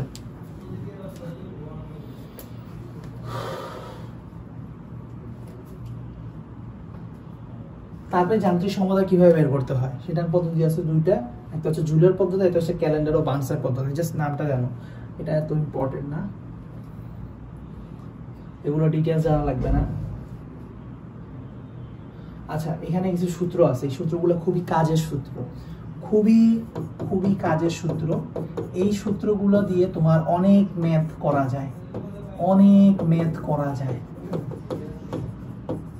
এবং অনেক ছোট ছোট ম্যাথ করা যায়, অনেক ছোট ছোট ম্যাথ করা যায়, অনেক ছোট ছোট ম্যাথ করা যায়। ঠিক আছে, সো এই জন্য সূত্রগুলো পড়ে রাখবে এবং অনুশীলনীতে যত ধরনের অঙ্ক পাবা খুব ভালো করে পড়বা। আমি আবারও বলি, কেমিস্ট্রি এবং ফিজিক্সের ক্ষেত্রে আলাদা করে ম্যাথ অনুশীলনের দরকার নাই অন্যখান থেকে, সত্যি কথা যেটা। হ্যাঁ, তুমি পড়তে পারো, আমাদেরও সহায়িকা কিছু বই আছে, কিন্তু সত্যিকার অর্থে যদি আমি তোমাকে বলি, একটু ঠান্ডা মাথায় যদি তুমি কম পড়া পড়তে চাও, সেই ক্ষেত্রে আমি তোমাকে বলবো শুধুমাত্র অনুশীলনীতে থাকা যে ম্যাথ প্রশ্নগুলা, সেই প্রশ্নগুলাই তুমি ভালো করে পারলে তোমার সেখান থেকে কমন পেয়ে যাবা ইনশাআল্লাহ। সো তাহলে তুমি অবশ্যই মানে অনুশীলনীতে থাকা ম্যাথগুলা বুঝে বুঝে সলভ করা ট্রাই করবা। ঠিক আছে, অনুশীলনীতে থাকা ম্যাথগুলা। আচ্ছা, তারপরে আসো, এখানে কি বলছে, h equals to I square RT, h equals to VIT, h equals to PT। আচ্ছা, আমি একটা কথা বলি আগে, এটা সূত্রটা মেইন উৎপাদ হয়েছে P equals to VI এই সূত্র থেকে। P হচ্ছে ক্ষমতা বা পাওয়ার, আর এটা হচ্ছে ভোল্ট। সো আমরা জানি ক্ষমতার একক কি, ওয়াট। ক্ষমতার একক হচ্ছে ওয়াট, এটা তো ভোল্ট আর এটা হচ্ছে অ্যাম্পিয়ার। তাহলে 1 ওয়াট সমান 1 ভোল্ট অ্যাম্পিয়ার, 1 ভোল্ট অ্যাম্পিয়ার, বা আমরা বলতে পারি 1 ভোল্ট অ্যাম্পিয়ার। ঠিক আছে, সো এটা হলো কথা। এই সূত্রটা হচ্ছে সবচেয়ে বেস সূত্র, এখান থেকে সব আসছে। বিশ্বাস করো না, তোমাকে বিশ্বাস করাই দিব আমি। দেখো, এইটা থেকে অনেক ম্যাথ আসবে, এটা থেকে অনেক ম্যাথ পারবা। এখন আসো, P ইকুয়ালস টু সূত্রে বসাই দিলে ম্যাথ হয়ে যাবে। ম্যাথ এগুলো এত সোজা, যেগুলো তুমি অনুশীলনীতে আছে সেগুলো দেখবো হচ্ছে জাস্ট সূত্রে ম্যাথ বসাই দিবা, তাইলেই হয়ে যাবে। সূত্রে জাস্ট মান বসাই দিবা। P equals to V equals to আমরা আবার কি লিখতে পারি, V ইকুয়ালস টু লিখতে পারি IR, তাই না? V ইকুয়ালস টু IR লিখতে পারি কিনা, V ইকুয়ালস টু IR ওহমের সূত্র। তাইলে P equals to I square R, বুঝা গেছে? এরপরে আসো, P ইকুয়ালস টু V লিখলাম ঠিক মতো, আইটাকে এবার V বাই R লেখা যায় কিনা, লেখা যায়। তাহলে V স্কয়ার বাই R লেখা গেল, বুঝা গেছে? V square by R। এখন আসো, তোমার এগুলো গেল। এখন আরেকটা জিনিস জানবো আমরা, যে W ইকুয়ালস টু, আরেকটা জিনিস আমরা জানি যে ক্ষমতা হচ্ছে পাওয়ার ইকুয়ালস টু একক সময়ে কৃত কাজ, অর্থাৎ W বাই T। তার মানে W equals to PT, W equals to PT অর্থাৎ H ইকুয়ালস টু PT আমরা বলতে পারি, কারণ কৃত কাজ আর কৃত কাজটাই তাপ শক্তিতে পরিণত হয়। তাহলে W ইকুয়ালস টু PT মানে হচ্ছে H ইকুয়ালস টু PT। এখন PT যেহেতু পারি আমরা, এইখান থেকে কয়েকটা সূত্র তোমার বানানো সম্ভব, কারণ P এর মান একবার পড়ছো I স্কয়ার R, তাহলে H equals to I square R, P equals to I square R, তাহলে T এর একটা সূত্র। তারপর H equals to V square by R পড়ছো, V square by R T, এটা একটা সূত্র। ঠিক আছে, এইটা একটা সূত্র। তারপরে আসো, এইটা একটা সূত্র। তারপরে তোমার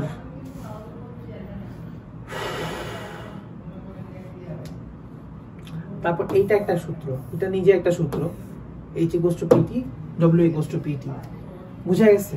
আর এটা সবচেয়ে মোস্ট ইম্পর্টেন্ট সূত্র, যেখান থেকে সব বের হয়ে আসছে। So P equals two VI, এই সূত্রটা জানবা, এরপরে সবকিছু তোমাদের জানাই আছে। একটু জাস্ট এদিক থেকে সেদিক করলে অনেকগুলো সূত্র বের হয়ে আসে, একটু চিন্তা করলে আমরা সব ধরনের সবকিছু সলভ করতে পারবো। ঠিক আছে, আচ্ছা। আর ক্যালোরি এককে করতে গেলে সবকিছুর আগে একটা 0.24 গুণ দিতে হয়, যেটা আমাদের তাপের যান্ত্রিক সমতা। আচ্ছা, এখন আসো বৈদ্যুতিক শক্তি সম্পর্কে কি বলছে। আচ্ছা, VIT, এটা কোথা থেকে আসছে? এটাও সোজা, ওই যে বলছিলাম না P ইকুয়ালস টু VI, তাহলে VI থেকে H ইকুয়ালস টু VIT, দেখছো? অর্থাৎ সূত্র কিন্তু জাস্ট একটা মনে রাখবো, VI সূত্র এই হচ্ছে একটাই, VI এখান থেকে সব বের হয়ে আসবে, থলের বিড়াল সব বের হয়ে আসবে। বুঝা গেছে? দেখো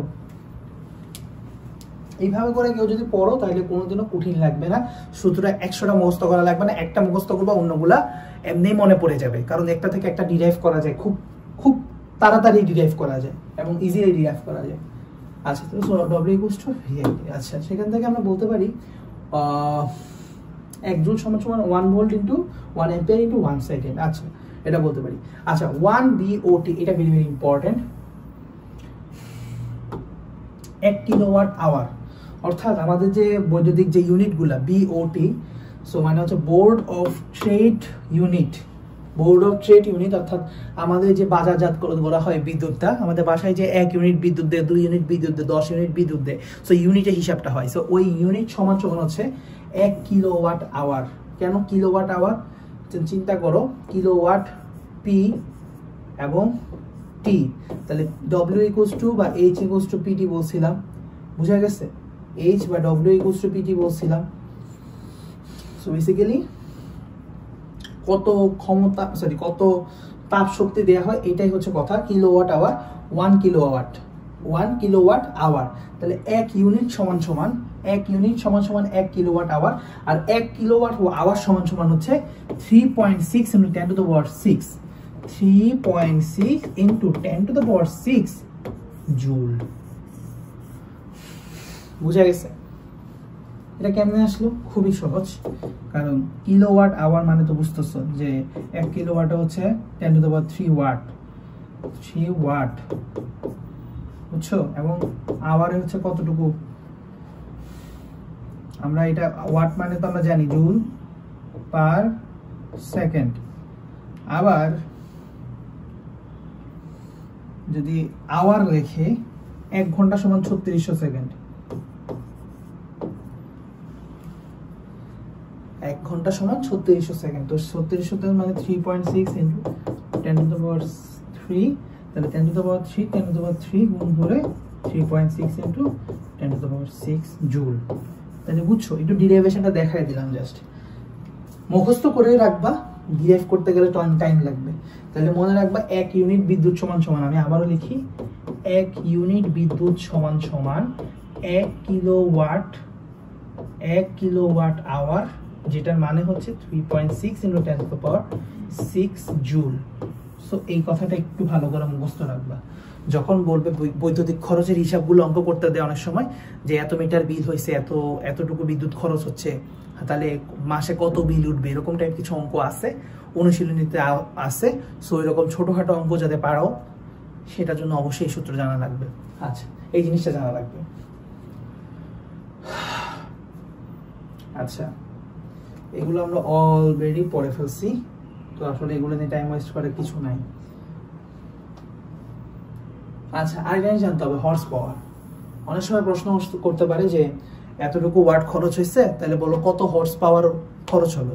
তো তুমি তো বের হয়েছে জিনিসটা ওয়াটে, কিন্তু হর্স পাওয়ার হিসাব করতে গেলে কি করতে হবে? ডিভাইডেড বাই 746 দিয়ে ডিভাইড করবা, তারপরে এটা ওয়াটে বের হয়ে যাবে। বুঝছো? কারণ হচ্ছে 1 হর্স পাওয়ার সমান সমান এত ওয়াট, তাহলে 1 ওয়াট সমান সমান এত বাই এত হর্স পাওয়ার।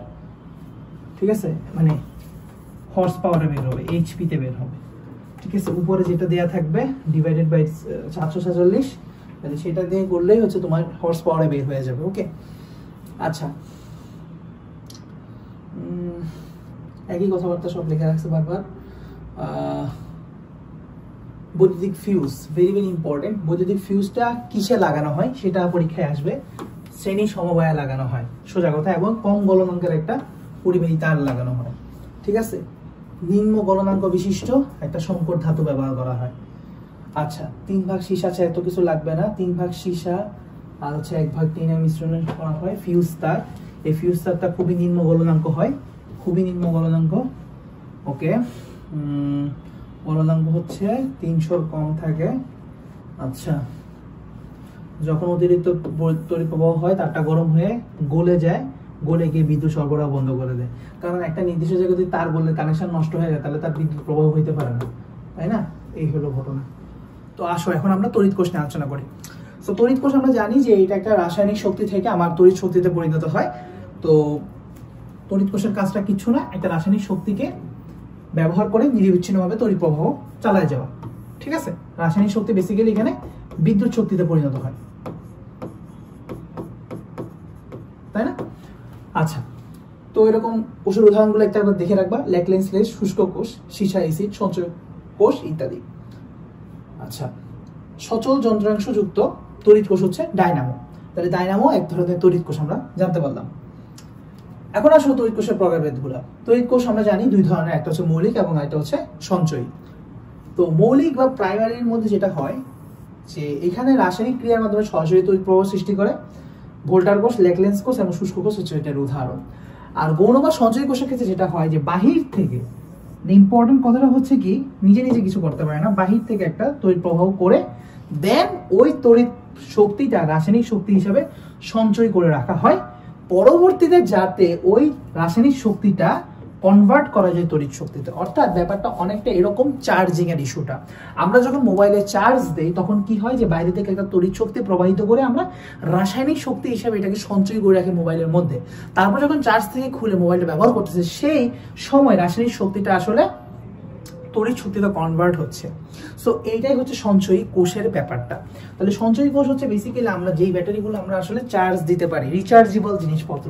আমরা একটু ইজি করে যদি মনে রাখতে চাই, রিচার্জেবল যে ব্যাটারিগুলো বা যেই কোষগুলো, তড়িৎ কোষ মানে কি অ্যাকচুয়ালি ব্যাটারি। ব্যাটারি আর তড়িৎ কোষের মধ্যে পার্থক্য কি? অ্যাকচুয়ালি পার্থক্য তেমন নাই। তড়িৎ কোষ নর্মালি হচ্ছে, তড়িৎ কোষ একটাকে বলা হয় তড়িৎ কোষ, আর এরকম অনেকগুলো তড়িৎ কোষ একসাথে মিলে হচ্ছে যে সজ্জাটা তৈরি করে সেটাকে আমরা ব্যাটারি বলি। তো অ্যাকচুয়ালি তড়িৎ কোষের কাজ আর ব্যাটারির কাজ সেম, এভাবে করে আমরা মনে রাখতে পারি। হ্যাঁ, আচ্ছা, তো রিচার্জেবল, ওকে, এভাবে করে আমরা মনে রাখতে পারি। আর এখানে সরাসরি রাসায়নিক ক্রিয়া করা হয়, দেন হচ্ছে তড়িৎ প্রবাহ সৃষ্টি করা হয়। ওকে, এখানে কোনো ডাবল লেয়ারের কাজ নাই, এখানে ডাবল লেয়ারের কাজ। আগে তড়িৎ প্রবাহ, তড়িৎ শক্তি থেকে রাসায়নিক শক্তি, যাতে করে পরবর্তীতে রাসায়নিক শক্তি থেকে তড়িৎ শক্তি তৈরি করা যায়। তো উদাহরণগুলো একটু মনে রাখবো, ভোল্টার কোষ, ল্যাকলেন্স কোষ এবং শুষ্ক কোষ, যেগুলো আমরা চার্জ দিতে পারি না, মনে রাখতে হবে। শুষ্ক কোষ চার্জ দিতে পারি, আমরা যে ড্রাই সেল ব্যাটারিগুলো কিনি এগুলো আমরা চার্জ দিতে পারি না, ল্যাকলেন্স এবং ভোল্টার কোষ। ঠিক আছে, আচ্ছা, এখন আসলে তড়িৎচালক শক্তি সম্পর্কে আমরা একটু জানি। তড়িৎচালক শক্তি যেটাকে ই দ্বারা প্রকাশ করা হয়, কি দ্বারা প্রকাশ করা হয়? প্রকাশ করা হয় ই দ্বারা। তড়িৎচালক শক্তিকে কি দ্বারা প্রকাশ করা হয় ভাইয়া? ই দ্বারা। মনে রাখতে হবে তড়িৎচালক শক্তির একক যা ভোল্টের এককতা, কারণ বিভব শক্তি, বিভব পার্থক্য এবং তড়িৎচালক শক্তির মধ্যে খুব ভালো একটা ঘনিষ্ঠ রিলেশন আছে। কি আছে? খুবই ঘনিষ্ঠ একটা রিলেশন আছে। সো সেই রিলেশনগুলো নিয়ে আমরা না হয় একটু সামনে পড়বো, কোনো সমস্যা নেই, কিন্তু এতটুকু জানি যে এটা তাহলে একক কি হবে ভাইয়া? এটা একক হবে ভোল্ট। তাহলে এটার একক কি হবে ভাইয়া? ভোল্ট। আচ্ছা, তো এটা সংজ্ঞাটা কি বলছে? বহিবর্তনী সংযোগ বিচ্ছিন্ন অবস্থায়, সংযোগ বিচ্ছিন্ন অবস্থায়, পয়েন্ট অফ নোটের সংযোগ বিচ্ছিন্ন অবস্থায় দুই কোষের দুই প্রান্তের সর্বোচ্চ বিভব পার্থক্য। আচ্ছা, তো এই কথাটা মাথায় রাখো এবং এখন আমরা এই সূত্রটা ডিরাইভ করব। তো এই সূত্রটা আমরা আগে মুখস্থ করে নিই। আচ্ছা, দেখাচ্ছি জিনিসটা। ধরো তুমি একটা বর্তনীর কথা চিন্তা করো, যেখানে এক্সটার্নাল একটা রোধ আছে, রেজিস্ট্যান্স আর, এবং একটা ব্যাটারি ব্যবহার করা হইলো, ব্যাটারির প্লাস মাইনাস প্রান্ত আছে এবং সেই ব্যাটারিতে একটা অভ্যন্তরীণ রোধ আছে যেটা হচ্ছে ছোট হাতের আর। তাহলে ছোট হাতের আরটা হচ্ছে আমাদের অভ্যন্তরীণ রোধ, এটা হচ্ছে আমাদের অভ্যন্তরীণ রোধ। ঠিক আছে, আর বাহিরের বড় হাতের আরটা হচ্ছে বাহ্যিক রোধ, আমরা বুঝতে পারতেছি। আচ্ছা, এবং আমাদের এই যে ব্যাটারিটা তড়িৎচালক শক্তি হবে ই। তড়িৎচালক শক্তি কখনোই বর্তনীর না, তড়িৎচালক শক্তি হচ্ছে যে ব্যাটারি বা যে কোষের ব্যবহার করতেছি সেই কোষের হচ্ছে তড়িৎচালক শক্তি। এই তড়িৎচালক শক্তিটা কিভাবে মেজার করি? এই দুই প্রান্তের বিভব পার্থক্য, সর্বোচ্চ বিভব পার্থক্যটা অ্যাকচুয়ালি তড়িৎচালক শক্তি হিসেবে গণ্য করা হয় ওই ব্যাটারিটার। এবং সেই ক্ষেত্রে অবশ্যই বর্তনী বিচ্ছিন্ন থাকা লাগে, অর্থাৎ অফ থাকা লাগে, অর্থাৎ সুইচটা অফ থাকা লাগে। এদিকে একটা যদি সুইচ থাকে, সেই সুইচটা অফ থাকা লাগে, সুইচ অফ থাকা লাগে, অন থাকা যাবে না। তাহলে সুইচ অফ অবস্থায়। এখন আসো, এখানে একটা কি লাগাইতে হবে? এখানে একটা ভোল্টমিটার লাগাইতে হবে। আমরা জানি ভোল্টমিটার সমান্তরালে লাগাতে হয়। তাহলে আমরা বিভব পার্থক্য যখন মাপবো, যে বিভব পার্থক্যটা পাবো ভোল্ট, সেটাই হচ্ছে আমার ইলেকট্রোমোটিভ ফোর্স বা তড়িৎচালক শক্তি। ওকে, এখন আমরা আমরা জানি ভি ইকুয়ালস টু আই আর, যার মানে অবশ্যই সেখান থেকে আমরা বলতে পারি যে অবশ্যই ই ইকুয়ালস টু আই আর লেখা যাবে, তাই না? এখন আর এর পরিবর্তে কেন আমরা আর লিখবো না, খেয়াল করলে দেখবা যে এই আর এবং এই আর দুইটা কিন্তু শ্রেণী সমবায় আছে। আমরা যদি একটু জানি যে আমরা 9-10 থেকে আশা করি তোমাদের সবার জানা কথা যে রোধের যে সমবায়, রোধের যে সংযোগ, এটা কিন্তু শ্রেণী সমবায় এবং সমান্তরাল সমবায় আছে। তাহলে দুইটা রোধ যদি শ্রেণী সমবায়ে থাকে এটাকে ডিরেক্ট যোগ করে দিতে হয়, তাহলে এটা আমরা বলবো আর প্লাস আর। ক্লিয়ার? তাহলে এই ইকুয়েশনটা থেকে আমরা এভাবে লিখতে পারি যে E equals to I equals to E by R plus R. Clear? তো আমরা এই ইকুয়েশনটা দেখতে চাচ্ছিলাম।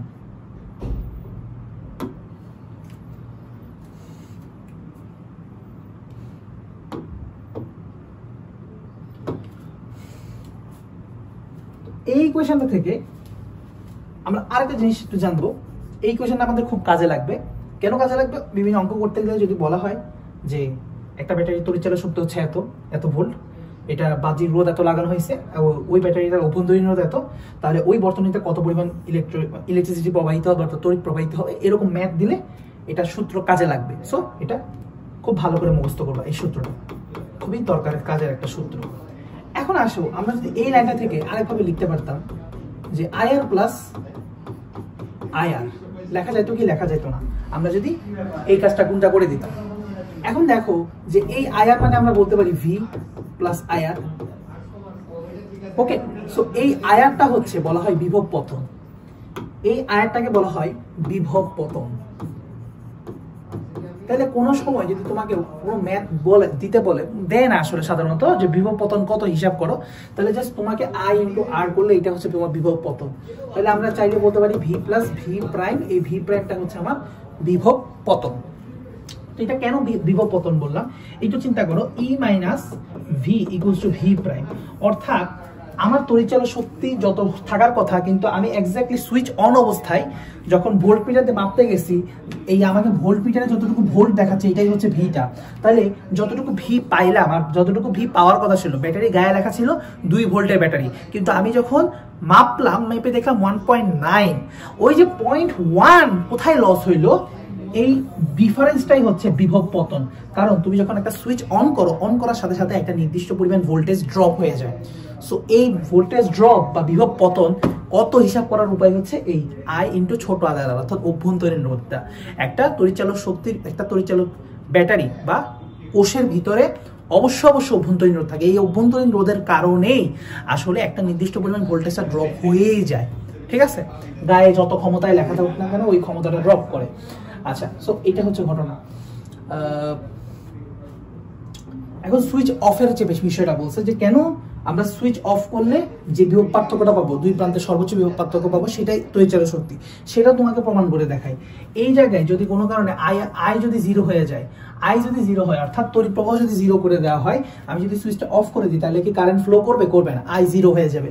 তাহলে আই ইকুয়ালস যখন 0 হবে তখন কিন্তু আই আর পুরো কম্পোনেন্টটাই কিন্তু 0 হয়ে যাবে, যার কারণে ই ইকুয়ালস টু ভি হয়ে যাবে। ই ইকুয়ালস টু ভি হয়ে যাবে কখন? যখন I equals two 0। I equals two 0 হইলে তখন ই ইকুয়ালস টু ভি হয়ে যাবে। এই জন্যই যখন আমি সুইচ অফ করে দিব, তড়িৎ প্রবাহ যখন 0, তখন ভোল্টমিটারে যে পার্টটা দেখাবে দুই প্রান্তের সর্বোচ্চ বিভব পার্থক্য দেখাচ্ছে, কারণ এখন তো ভোল্টেজ ড্রপ হচ্ছে না, কারণ কারেন্ট ফ্লো না হলে ভোল্টেজ ড্রপ হওয়ার কোনো প্রশ্ন নাই। এই জন্য যে দুই প্রান্তে বিভব পার্থক্য দেখাবে সেটাই তোমার তড়িৎচালক শক্তি। এই জন্য সংখ্যাটা এইভাবে বলা হয়েছে। তো আমি জাস্ট কনসেপ্টটা ক্লিয়ার করার জন্য পুরো ব্যাপারটা তোমাদেরকে আসলে উপস্থাপন করে বলছি, বাট এত ডিটেলস আসলে না বুঝলেও চলবে, বাট আমি একটু বুঝাই বলে দিলাম। যেহেতু এই চ্যাপ্টারটা খুব সম্ভবত তোমাদের শর্ট সিলেবাসে ছিল কি ছিল না, ছিল মনে হয়। আচ্ছা, তাও আমি বলে দিলাম। ওকে, এখন আসো বিভব পার্থক্য এবং তড়িৎচালক শক্তির মধ্যে পার্থক্য, এটা ভালো পরিমাণ ইম্পর্টেন্ট, একটু দেখে রাখবা। তো আমি তোমাদেরকে অলরেডি সব বলে ফেলছি, একটু জাস্ট দেখে নিও এখান থেকে। আমি আর রিপিট করবো না, রিপিট করার কোনো মানে নাই, কারণ বিভব পার্থক্য এবং তড়িৎচালক শক্তির মধ্যে যে পার্থক্যগুলো এটা আমার অলরেডি একটু বলে ফেলছি। ওকে, জাস্ট মাথায় রাখবা এইটার মানটা স্থির না। কোনটার মান? বিভব পার্থক্যের মান স্থির না, বিভব পার্থক্যের মানটা স্থির না। আর তড়িৎচালক শক্তির ফিক্স একটা নির্দিষ্ট ব্যাটারির জন্য এটা অলওয়েজ ফিক্সড। তড়িৎচালক বল হচ্ছে কারণ, আর এটা হচ্ছে ফল, ঠিক আছে? আচ্ছা, কারণ তড়িৎচালক বল কারণ কেন? কারণ তড়িৎ একটা ব্যাটারির হয়, আর ওই ব্যাটারি থেকে যে সৃষ্ট তড়িৎ প্রবাহ হয় সেটা তো একটা বলতে পারি আমরা একটা রেজাল্ট। সো এই জন্য বিভব পার্থক্য হচ্ছে ফল। আচ্ছা,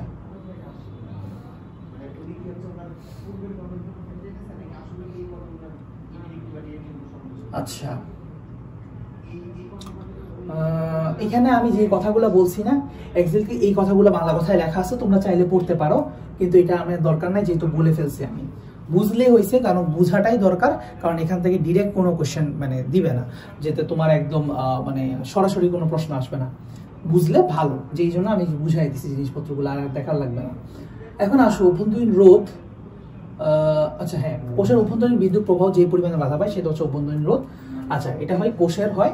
আচ্ছা, অভ্যন্তরীণ রোধ কিন্তু কখনোই বর্তনীর হয় না, কোষের হয়, এই কথাটা ইম্পর্টেন্ট, ঠিক আছে? এই কথাটা হচ্ছে ইম্পর্টেন্ট, কোষের হয়। আচ্ছা, অভ্যন্তরীণ রোধের নির্ভরশীলতা, এটা তোমার এমসিকিউতে আসতে পারে যে কিসের উৎসের উপর নির্ভর করতেছে। কোষের মধ্যে ব্যবহৃত রাসায়নিক বস্তুর প্রকৃতি, পাতদ্বয়ের মাঝখানে দূরত্ব, পাতদ্বয়ের আকার এবং অভ্যন্তরীণ তাপমাত্রা, এই জিনিসপত্রগুলোর উপর ডিপেন্ড করতেছে। অর্থাৎ তুমি যে পাতগুলো ব্যবহার করতেছো, এই পাতের ডিস্টেন্সটা ম্যাটার করতেছে, কতটুকু দূরে করতেছো তুমি। এই পাতগুলোর আকারও ডিপেন্ড করতেছে, কতটুকু আকারের পাত ব্যবহার করতেছো। আবার এটার ভিতরে কি মাল মশলা ব্যবহার করতেছো, এটাও ডিপেন্ড করতেছে। এবং এই পুরা সিস্টেমটা কত টেম্পারেচারে আছে সেটাও আসলে ডিপেন্ড করতেছে। তাহলে এই চারটা জিনিসের উপর ডিপেন্ড করতেছে, মনে থাকবে।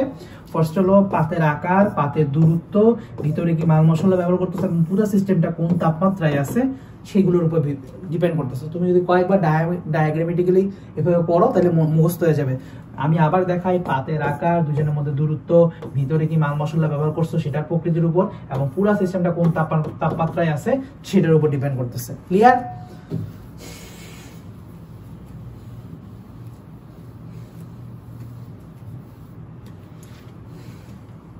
আসো, ভোল্ট, নষ্ট ভোল্ট বা বিভব পর্তন, এটা আমরা অলরেডি পড়াই ফেলছি, এটা আর দেখার কিছু নাই, ঠিক আছে? এই যে আমি আগেও বলছিলাম খোলা বা সম্ভব না, এখন আর জিরো হওয়া তো সম্ভব না। v = e হয় দুইটা শব্দ হয়, আর জিরো হইতে ছোট হাতের আর জিরো হইতে হবে, নাইলে i0 হইতে হবে। i0 হওয়াটা সম্ভব যদি আমি সুইচটা খোলা করে দিই, সুইচ অফ করে দিই। সুইচ অফ করে দেওয়া বা খোলা বর্তনী, সুইচ অফ বা খোলা বর্তনী একই কথা। বর্তনী খোলা অথবা সুইচ অফ একই কথা, কারণ বর্তনী খুলে দিলে সুইচ অফ হয়ে যাবে। ওকে, এখন আসি আমরা কোষের সমবায় নিয়ে আলোচনা করি, যেটা আমাদের মোস্ট ইম্পর্টেন্ট একটা বিষয়। কোষের সমবায় হয় কয় প্রকার, তোমাকে পরীক্ষায় জিজ্ঞাসা করবে, ডিরেক্ট বলতে হবে তোমার 3 প্রকার। তাহলে ঠিক আছে, তোমার এমসিকিউতে আসবে যে তোমার ভর্তি পরীক্ষায় কি আসবে, যে কোষের সমবায় কয় প্রকার, এরকম করে দিতে পারে। তখন তোমাকে বলতে হবে ডিরেক্ট 3 প্রকার: শ্রেণী সমবায়, সমান্তরাল সমবায় এবং মিশ্র সমবায়, ঠিক আছে? তো দুইটা মনে করা যাবে না, শ্রেণী এবং সমান্তরাল তো হচ্ছে বেসিক 2 টাইপের, কিন্তু এই দুইটাকে মিক্স করে যে একটা সমবায় বানানো যায়, সেই মিশ্র সমবায়টাও প্রকারভেদে রাখছে, এই কথাটা তোমার মাথায় রাখবা, ঠিক আছে? আচ্ছা, এই যে আমি আগেও বলতেছিলাম যে কোষের সমবায় বলে, এবং এই দলবদ্ধ বিদ্যুৎ কোষগুলোকে একত্রে ব্যাটারি বলে।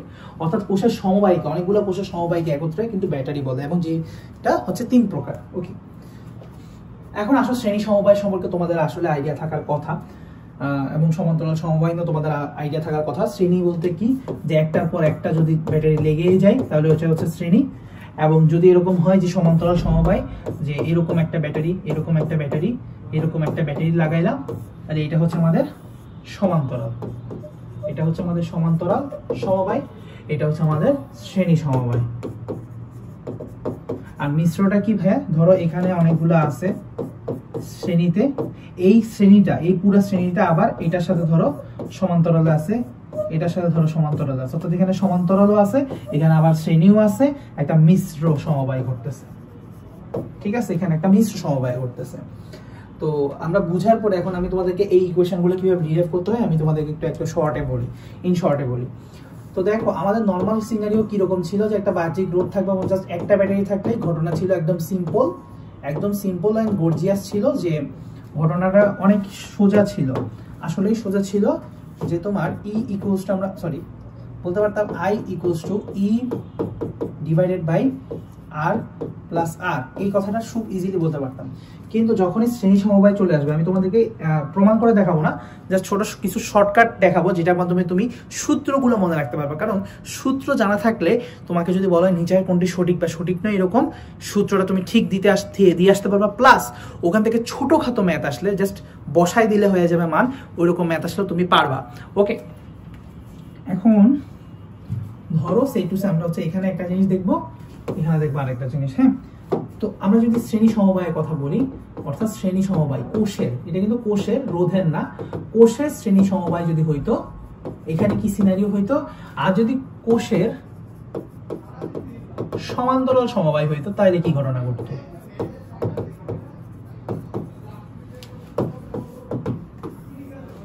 ঠিক আছে, তো আমরা জানি যে শ্রেণী হইলে কি হতো, দেখতে অনেকটা এরকম লাগতো। আচ্ছা সরি, ফিগারটা কিরকম লাগতো? ফিগারটা হচ্ছে ধরো এইরকম হচ্ছে আমার একটা বাহ্যিক রোধ, আর এটার সাথে আমার যে ব্যাটারিটা লাগানো আছে, ব্যাটারির অবস্থা হয়তো কিরকম, হ্যাঁ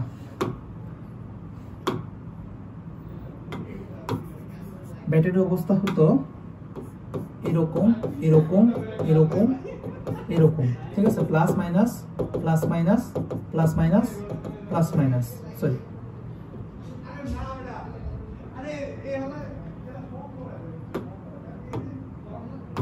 আচ্ছা মুছি দ্রুততম সময় আঁকতে গিয়ে।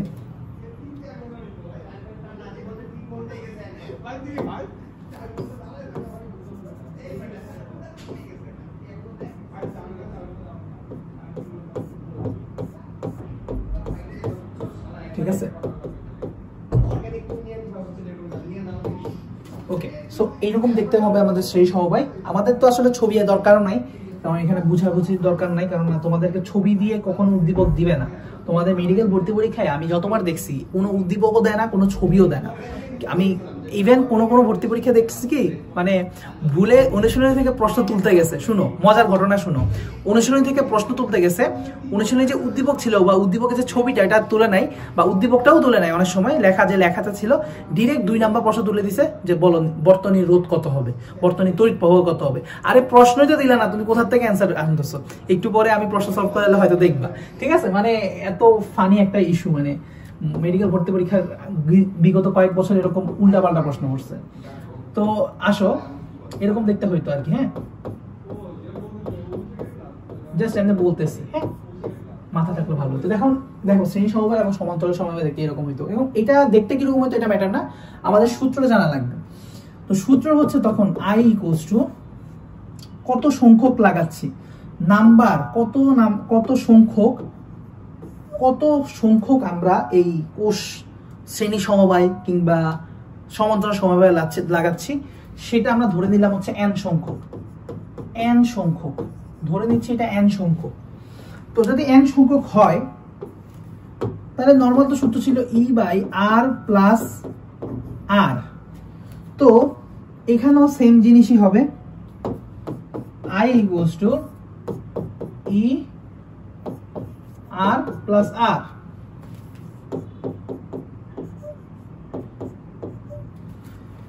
তাহলে পার্থক্যটা কোথায় হবে? এই সূত্র যখন সমবায় যখন নাই, জাস্ট কোষ একটা আর এখানে কোষ অনেকগুলা, তাহলে পার্থক্য কোন জায়গায় হবে?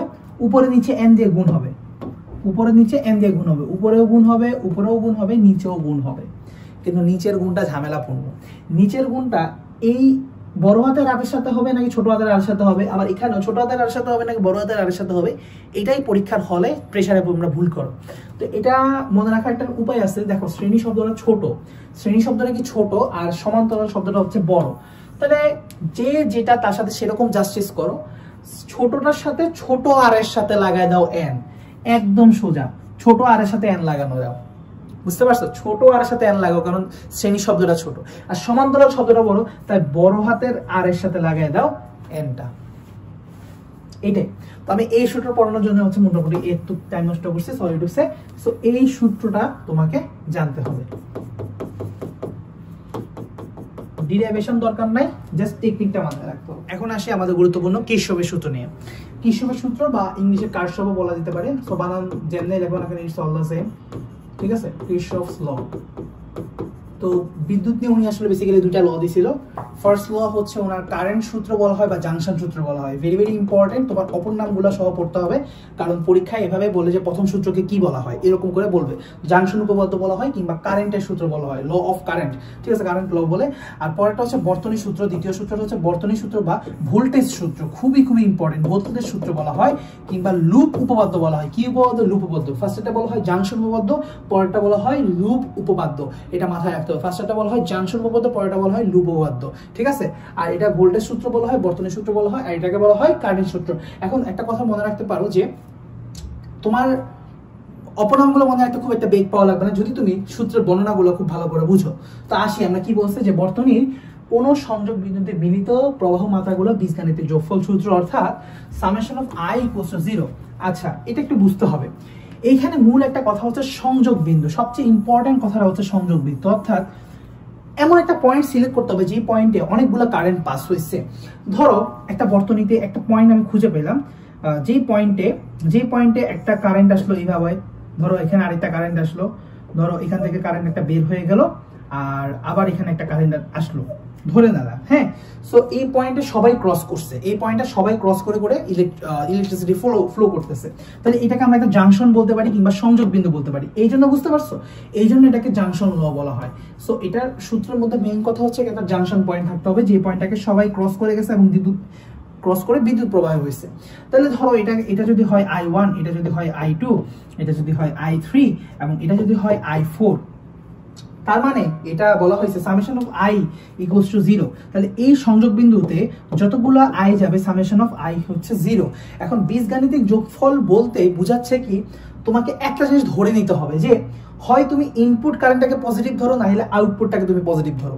আমি ধরে নিলাম যে যেই তড়িৎ প্রবাহগুলো ভিতরের দিকে ঢুকতেছে অর্থাৎ ইনপুট, সেগুলোকে পজিটিভ ধরবো এবং যেগুলো বের হয়ে যাচ্ছে সেগুলোকে নেগেটিভ ধরবো। তাহলে দেখো I1টা পজিটিভ ধরলাম,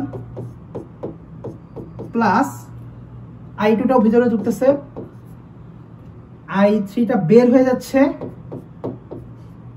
প্লাস I4 ভিতরে ঢুকতেছে, ইকুয়ালস টু 0। অর্থাৎ এখান থেকে আমরা বলতে পারি যে I1 plus I2 plus I4 equals to 3I3। So এইটা ব্যবহার করে আসলে কিরশফের সূত্র ব্যবহার করে রোধের ভোল্টেজ নির্ণয়, তড়িৎ প্রবাহ নির্ণয় অনেক সহজ হয়ে যায়। ইভেন অনেক কমপ্লেক্স সার্কিটেও এটা ব্যবহার করা যায়, কিরশফ ল, যেখানে তোমার ওহমের সূত্র ব্যবহার করতে অনেক কঠিন হবে, ঠিক আছে। আচ্ছা, তো এই হলো ঘটনা প্রথম সূত্রের। তাহলে বুঝতে পারছো কেন এটাকে কারেন্ট ল বলা হয়, কারণ এটা কারেন্ট নিয়ে ডিল করতেছে। দেখো I1 প্লাস I2, সো এই সূত্রের মধ্যে I এর ছড়াছড়ি, I ছাড়া কিছুই দেখতেছি না। এবং জাংশন উপপাদ্য কেন বলা হয়, কারণ এটা কমন পয়েন্ট বা জাংশন থেকে এই হিসাবটা, ঠিক আছে। এই জাংশন না থাকলে প্রথম উপপাদ্য কাজই করবে না, প্রথম সূত্র কাজই করবে না। দ্বিতীয় সূত্রের কথায় আসি, এটা হচ্ছে বর্তনী সূত্র। অর্থাৎ এটা পুরো বর্তনী নিয়ে ডিল করে, তাহলে এই জন্য হচ্ছে এটা বর্তনী সূত্র। বুঝা যাচ্ছে, প্রত্যেকটার অপর নামের আসলে কারণ আছে, কারণগুলো বুঝে পড়লে কখনোই মুখস্থ করা লাগবে না, একদম ঠাটা মুখস্থ করা লাগবে না। এখন একটু আসি কেন এটাকে বর্তনী সূত্র বলে। সো এটা ছিল ফার্স্ট ল। এখন আসো সেকেন্ড লতে। ধরো পুরো একটা বর্তনী আঁকার চেষ্টা করতেছে, হলো অনেকগুলো রোধ আছে, 3টা রোধে দিলাম আপাতত, ঠিক আছে। আচ্ছা, এটা ধরো তড়িৎচালক শক্তি E। এখন এটা হচ্ছে তড়িৎচালক শক্তি বা ভোল্টেজ সূত্র বলা হয় কেন, কারণ হচ্ছে এখানে বিদ্যুৎ মোট তড়িৎচালক শক্তি নিয়ে আলোচনা করা হয়। ধরো এই তড়িৎচালক শক্তি আমরা জানি ব্যাটারি হচ্ছে E। তো এখন যদি এটা R1 হয়, এটা R2 হয়, এটা R3 হয়, ছোট হাতে ধরলাম, বড় হাতে ছোট হাতে ম্যাটার করতেছে না। তো এগুলোর মধ্যে দিয়ে যদি I1, I2, I3 পরিমাণ কারেন্ট প্রবাহিত হয়, তাহলে আমরা জানি V ইকুয়ালস টু IR। তাহলে যতগুলো বিভব পতন হচ্ছে IR, V equals to IR, তার মানে আমরা বলতে পারি summation of E equals to summation of IR। এই কথাটা বললে কি ভুল হবে? ভুল হবে না, এটাই কিন্তু বলছে যে summation of IR equals to E, অর্থাৎ যতগুলা রোধ আছে ওই সবগুলো রোধের মধ্যে দিয়ে প্রবাহিত বিদ্যুৎ এর গুণফল। দেখো কি বলছে, যতগুলো শাখার রোধ এবং তাদের মধ্য দিয়ে প্রবাহিত সংশ্লিষ্ট বিদ্যুৎ প্রবাহ মাত্রার গুণফল, এই গুণফলগুলোর বীজগাণিতিক যোগফলের সমান। ঠিক আছে, এখানেও কিন্তু প্লাস মাইনাসের হিসাব আছে, যেটা দেখাইলাম না, কারণ সবগুলা একই দিকে ইলেকট্রিসিটি ফ্লো করতেছে। এখন কেউ যদি হয়তো উল্টো দিকে ইলেকট্রিসিটি ফ্লো করতেছে, তাহলে সেটাকে আমরা মাইনাস দিতাম। এই জন্য বীজগাণিতিক কথাটা ইম্পর্টেন্ট। ওকে, তাহলে আমরা আশা করি দুটো সূত্র বুঝতে পারছি। এটাকে কেন ভোল্টের সূত্র বলে খেয়াল করলে বুঝবা যে আইআর মানে তো ভোল্ট, সো এই ভোল্ট নিয়ে ডিল করতেছে ভোল্টের সূত্র। এবং লুপ উপপাদ্য কেন বলতেছে, কারণ এই দেখো একটা লুপের মধ্যে আমরা ঘুরতে আসি, একটা লুপের মধ্যে হিসাবটা হয়। ওকে, এবং দ্বিতীয় সূত্রটা আরো বেশি ইম্পর্টেন্ট কখন হয়, যখন একাধিক তড়িৎ কোষ থাকে, মানে একাধিক তড়িৎ কোষ এই সিনারিওটার মধ্যে থাকে। একটা তড়িৎ কোষ না, ধরো আরেকটা তড়িৎ কোষ এখানে আছে, এই তড়িৎ কোষটার প্রভাব হচ্ছে এই দিক দিয়ে, এই তড়িৎ কোষটার প্রভাব হচ্ছে এই দিক দিয়ে। যদি কাউন্টার কারেন্টের অবস্থা হয়, তখন এই সূত্রটা আরো অনেক বেশি হেল্প করে।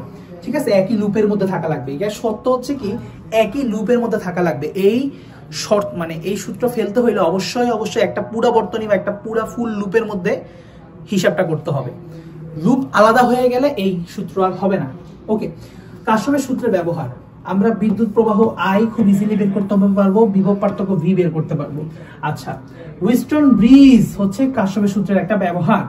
আচ্ছা, শ্রেণী সমবায়ের ক্ষেত্রে ব্যবহার করতে পারবো, সমান্তরাল সমবায়ের ক্ষেত্রে ব্যবহার করতে পারবো বিদ্যুৎ কোষের। আচ্ছা, ভালো কথা। তারপর হচ্ছে সূত্রের মধ্যে তুলনা, দুইটার মধ্যে পার্থক্য কি? পার্থক্য হচ্ছে এইটাই, ওহমের সূত্রে আমি সরল বর্তনী বিদ্যুৎ প্রবাহ, রোধ যা কিছু আছে সব বের করতে পারবো, কিন্তু এটার সাথে সরল হোক জটিল হোক সব ক্ষেত্রেই আই আর এটা বের করতে পারবা। ঠিক আছে, আচ্ছা এখন আসো প্রথম যে সূত্রটা কারশফের, সেটা হচ্ছে চার্জ সংরক্ষণের সূত্র। Very very important. প্রথম সূত্রটা কি সংরক্ষণ করে? Very very important. ঠিক আছে, প্রথম সূত্র কি সংরক্ষণ করে? চার্জ সংরক্ষণ করে। আর দ্বিতীয় সূত্রটা কি সংরক্ষণ করে? দ্বিতীয় সূত্রটা শক্তির সংরক্ষণশীলতার।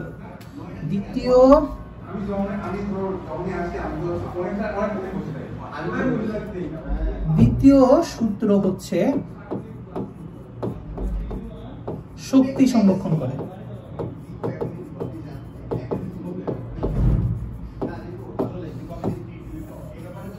ঠিক আছে, আচ্ছা মাথায় রাখবো আমরা, শক্তি বা তড়িৎচালক শক্তি যাই বলি একই কথা। Wheatstone bridge very very important. দেখো Wheatstone bridge very very important. হ্যাঁ, হুইস্টন ব্রিজ কিসের প্রয়োগ? কারশফের সূত্রের একটা ব্যবহার।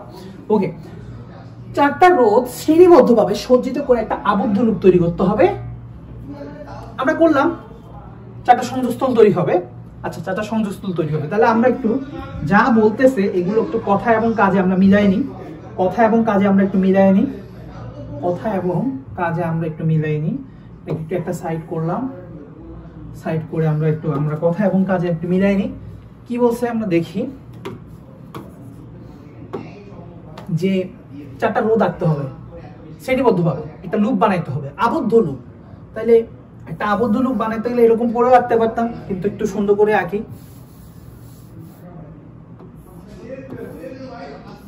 এটা চতুর্ভুজের টাইপ স্ট্রাকচার দিলাম। এখানে একটা রোধ, এখানে একটা রোধ, এখানে একটা রোধ, এখানে একটা রোধ, চারটা রোধ দিতে হবে, আবদ্ধ লুপ তৈরি করতে হবে, চারটা জাংশন পয়েন্ট তৈরি হবে বা সংযোগস্থল তৈরি হবে। তাহলে জাংশন পয়েন্ট গুলো কি কি? এই যে আমরা দেখতেছি, এখানে একটা, এইখানে একটা, এইখানে একটা, এইখানে একটা। তো তার মধ্যে যে কোনো দুইটা বিপরীত সংযোগস্থল এর মাঝে একটা বিদ্যুৎ কোষ থাকবে। ধরো এইটা হচ্ছে বিপরীত সংযোগস্থল। আমরা যদি এ পয়েন্ট, এটা বি পয়েন্ট ধরি, এ পয়েন্ট আর এই বি পয়েন্টটাকে আমরা মাঝখানে দিয়ে দিলাম একটা বিদ্যুৎ কোষ। আর বাকি যে অপর দুইটা সংযোগস্থল এর মাঝখানে আমার একটা গ্যালভানোমিটারের সংযোগ দিতে হবে, গ্যালভানোমিটারের সংযোগ দিতে হবে। তাহলে আমার এই পুরো একটা যে সিস্টেম বা বর্তনী তৈরি হইলো, সেটাই হচ্ছে আমার হুইস্টন ব্রিজ।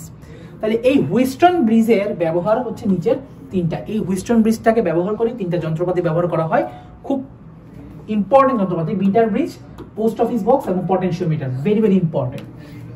এগুলো সম্পর্কে আমার জানতে হবে। এখন আসি যে আমাকে যেটা জানতে হবে, এই সূত্রটা, যে যখন এই হুইস্টন ব্রিজটা সাম্যাবস্থায় থাকবে, অর্থাৎ এই গ্যালভানোমিটার যখন পার্ট দিবে হচ্ছে 0, গ্যালভানোমিটার 0 পার্ট দিবে। কেন?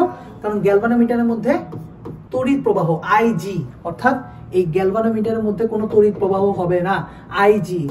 গ্যালভানোমিটারের মধ্যে তড়িৎ প্রবাহ হয়ে যাবে 0। যখন গ্যালভানোমিটারে তড়িৎ প্রবাহ শূন্য হবে, অর্থাৎ এদিক থেকে কোনো তড়িৎ প্রবাহ হবে না। কখন হবে না? কারণ এই হুইস্টন ব্রিজটা যখন সাম্যাবস্থায় থাকবে তখন এই গ্যালভানোমিটার বা এই তারটা দিয়ে কোনো বিদ্যুৎ প্রবাহিত হবে না। তাহলে তখন একটা সূত্রকে সিদ্ধ করে, সেটা হচ্ছে পি বাই কিউ। এটা কখন হবে? পি যদি এটা হয়, কিউ যদি এটা হয়, আর যদি এটা হয়, এস যদি এটা হয়, P by Q equals to R by S.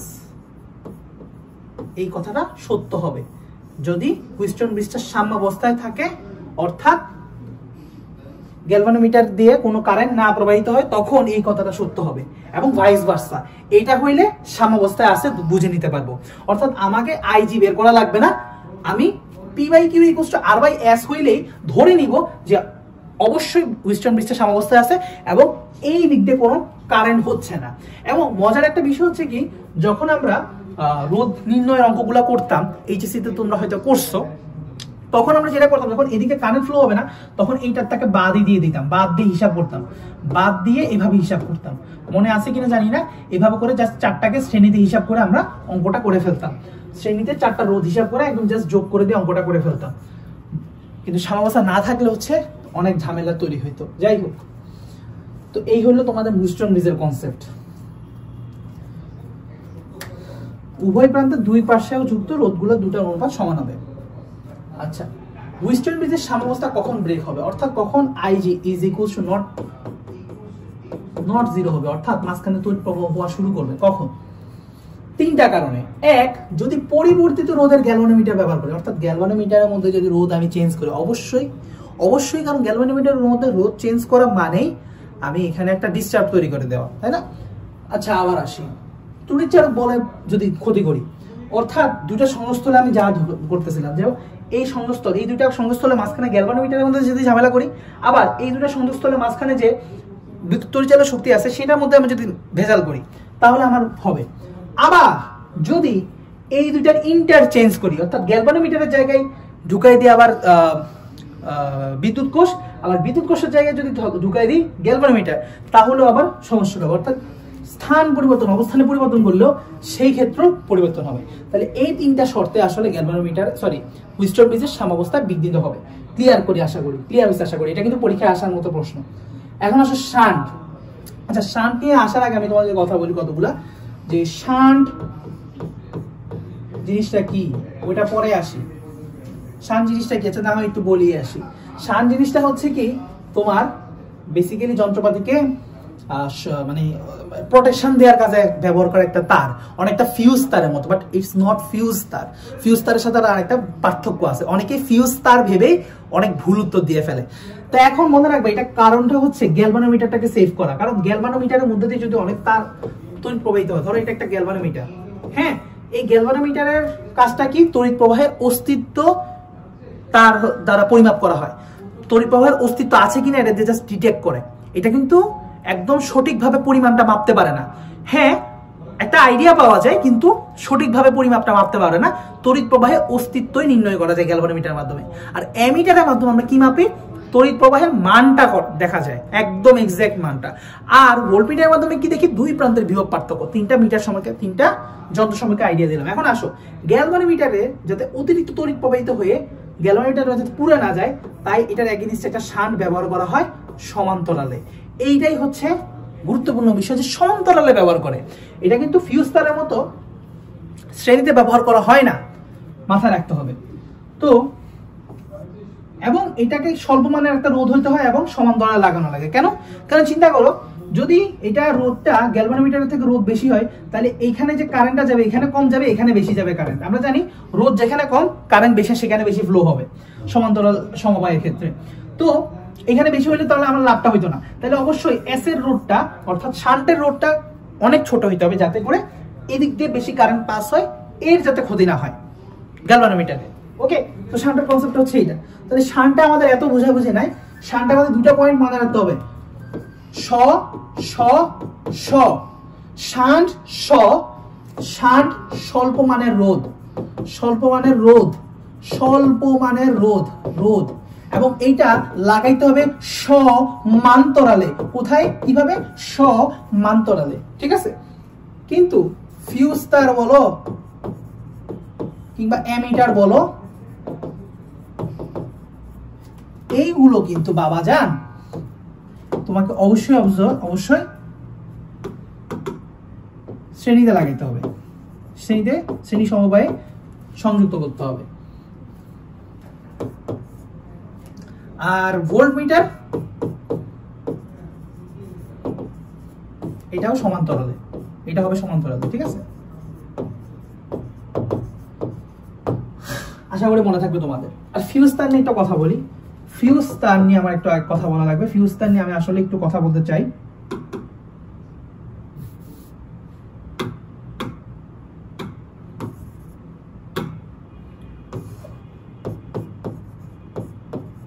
Fuse তার, ফিউজ তারের কি কনসেপ্ট? ফিউজ তারের কনসেপ্টটা হচ্ছে এটা একটা স্বল্প মানের রোধ হবে,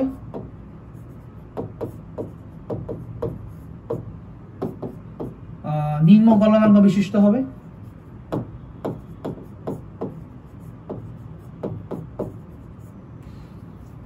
আর এটাকে অবশ্যই শ্রেণীতে লাগাইতে হবে। দেখো সবগুলো জিনিস কিন্তু বুঝা পড়তে হবে, কারণ তুমি মুখস্থ করলে পারবা না। ফিউজ তারের জিনিসটা হচ্ছে সেফটি পারপাসে, ফিউজ তারের জিনিসটা হচ্ছে পুরোটা সেফটি পারপাসে। আমি আগেও বলছিলাম যে সেফটি পারপাস কেন, যাতে ধরো এখানে আমার একটা বাল্ব আছে, তো বাল্বের আগে আমি একটা ফিউজ তার লাগাই দিছি, শ্রেণীতে লাগাইতে হবে, তাই না? এখানে একটা ফিউজ তার লাগাই দিচ্ছি, এই ফিউজ তারের রোধটা হচ্ছে খুবই স্বল্প, ছোট হাতের আর খুবই স্বল্প মানের রোধ। কেন স্বল্প মানের রোধ নিব? কারণ যদি রোধটা বড় হয়, রোধটা বড় হইলে কিন্তু টোটাল সার্কিটের আমার একটা রোধ বেড়ে যাবে এবং কারেন্টের প্রবাহটা কিন্তু চেঞ্জ হয়ে যাবে এবং কারেন্ট কম প্রবাহিত হবে, অর্থাৎ বাল্ব এখন কম জ্বলবে। আমি যারা চাচ্ছি না বাল্ব যে উজ্জ্বলতা জ্বলার কথা সেটা ঠিক থাকুক, তড়িৎ প্রবাহ আই যেটা আসার কথা সেটাই মোটামুটি থাকুক, কম আসতে তো সমস্যা, তাহলে এই জন্য আমাকে রোধ অত বড় নেওয়া যাবে না। রোধ বেশি নিলে আমার তড়িৎ প্রবাহটাই কমে যাবে বর্তনীতে, আমি যেটা চাচ্ছি না আননেসেসারি। এটা তো সেফটি পারপাসে নিছি, এটার জন্য আমার কেন হ্যাম্পার হইতে হবে আমার বর্তনী? তাই এই জন্য খুবই স্বল্প মানের রোধ দিব এবং এটা খুব নিম্ন গলনাঙ্ক হবে। কেন নিম্ন গলনাঙ্ক? কারণ তুমি চিন্তা করো, যদি কারেন্ট যদি একটু বেশি প্রবাহিত হয়, এটা যদি তাও না গলে, তখন দেখা যাবে কি বর্তনী, তো আমি চাইছিলাম কি ফিউজ তারের কাজই হচ্ছে কি একটু বেশি তড়িৎ প্রবাহিত হলে যাতে আমার বাল্বের ক্ষতি না হয়, এর আগে যাতে ফিউজ তার গলে যায়, এর আগে যদি ফিউজ তার গলে, ওই গরমে ফিউজ তার গলে কানেকশন ছুটাই ফেলে, বর্তনী খোলা করে ফেলে এবং সুইচ অফ হয়ে যায়, ঠিক আছে? সো এটা হচ্ছে সেফটি মেজার। সো এই জন্য নিম্ন গলনাঙ্ক হইতে হয়, যাতে তাপ একটু বাড়তে না বাড়তে এটা নিজে গলে যায়, নিজে গলে গিয়ে যাতে বর্তনীটাকে বিচ্ছিন্ন করে দেয়, যাতে বাল্ব বা আমাদের যে বৈদ্যুতিক অ্যাপারেটাস গুলো আছে, ইলেকট্রনিক অ্যাপারেটাস যেগুলো আছে, হ্যাঁ ইকুইপমেন্ট যেগুলো আছে, এগুলো যাতে কোনো ক্ষতি না হয়। আর এটাকে কিভাবে লাগাইতে হবে? শ্রেণীতে লাগাইতে হবে, কারণ আগে এটা উপর পাস হবে, ওকে? কারণ সমান্তরাল লাগাইলে কি হবে? সমান্তরাল লাগাইলে সর্বমানের রোধ তো সব এই দিক দিয়ে কারেন্ট পাস হইতো, আবার এটার এই বাল্বের মধ্যে কোনো কারেন্ট যেত না, আবার সমস্যায় পড়তাম। তাহলে বুঝছো প্রত্যেকটা জিনিসের কারণ আছে। এখন আসি শান্টের কিছু ম্যাথ দিচ্ছে, মানে কিছু ইকুয়েশন দিচ্ছে। এই ইকুয়েশন দিলে কখনোই প্রশ্ন আসে না মেডিকেল ভর্তি পরীক্ষায়, ইনশাল্লাহ আগামীতেও কোনো প্রশ্ন পরীক্ষা আসবে না প্রশ্ন, কিন্তু তাও আমি একটু জাস্ট ইকুয়েশন দেখা রাখি তোমাদের মনের শান্তির জন্য। আসো, যে তোমার যদি হয় এটা গ্যালভানোমিটার, এটার সাথে লাগাইলাম হচ্ছে স্বল্পমানের একটা রোধ শান্ট, তো এই হলো ঘটনা। তো আমরা জানি যে আইজি ইকুয়ালস টু বলতে পারবো, আমরা তো এই ইকুয়েশনগুলো জানি সমান্তরালের ক্ষেত্রে তড়িৎ প্রবাহ কিভাবে বের করতে হয়। এটার মধ্যে যদি আইজি পরিমাণ তড়িৎ প্রবাহ, এটার মধ্যে যদি আইএস পরিমাণ তড়িৎ প্রবাহিত হয়, তাহলে আইজি ইকুয়ালস টু বিপরীত রোধ এস বাই দুটা রোধের যোগফল জি প্লাস এস, এগুলো কিন্তু রোধ, হ্যাঁ, ইনটু টোটাল তড়িৎ প্রবাহ। আবার আইএস ইকুয়ালস টু যাকে নিয়ে কথা বলতেছি তার বিপরীত রোধটা জি ডিভাইডেড বাই দুইটা রোধের যোগফল ইনটু আই। এটা একটা সূত্র আছে, ঠিক আছে? তোমরা এখন ভুলে গেছো হয়তো, কিন্তু এটা একটা সূত্র ছিল বা তোমরা পড়ছো হয়তো, ঠিক আছে? সো এইখান থেকে যেটা বের করে নিয়ে আসা যায় যে আই ইকুয়ালস টু, উল্টে যাবে না ওখানে গেলে, G plus S by S into IG. আবার এখান থেকে আই সূত্র লেখা যায় G plus S by G into I S. বুঝা গেল? এখন আমরা যদি গ্যালভানোমিটারে কতটুকু কারেন্ট গেল এটা দিয়ে আমরা একটু হিসাব করে ফেলতে পারবো, শান্টের মধ্যে কতটুকু কারেন্ট গেল সেটাতে আমরা হিসাব করে ফেলতে পারবো টোটাল কতটুকু কারেন্ট পুরা বর্তনীতে গেছে। মজার ব্যাপার। আবার গ্যালভানোমিটারে কতটুকু গেছে এটা দিয়ে আমরা হিসাব করতে পারবো পুরা বর্তনীতে কতটুকু কারেন্ট গেছে। এটা একটা মজার ব্যাপার। হ্যাঁ, সো এখানে এই জিনিসটাকে মানে অর্থাৎ আইজিএলআই ইকুয়েশনটাকে মনে রাখবা, সবসময় মনে রাখবা আইজিএলআই ইকুয়েশনটা যেটা বের করতেছো, আইজিএলআই যে ইকুয়েশনটা বের করতেছো, এই আইজিএলআই ইকুয়েশনে যেই মানটা এটা সামনে থাকে পুরাটা ফিগারটাকে বলা হয় শান্ট গুণক বা শান্টের গুণক। নট এটা, অনেকে ভুল করে এটা শান্টের গুণক ভাবে, তাহলে শান্টের গুণক হবে G plus S by divided by S। ঠিক আছে, এটাই বলছে। এই যে দেখো, এটাকে শান্টের গুণক বলা হয় বা শান্টের গুণন ক্ষমতা বলা হয়। শান্টের গুণক বা শান্টের গুণন ক্ষমতা।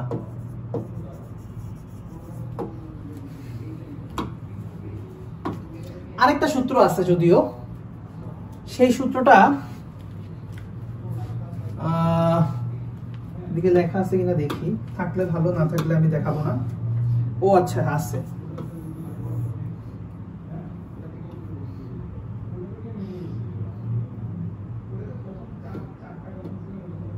আরেকটা কথা কি লিখছে, S equals to R minus N minus 1।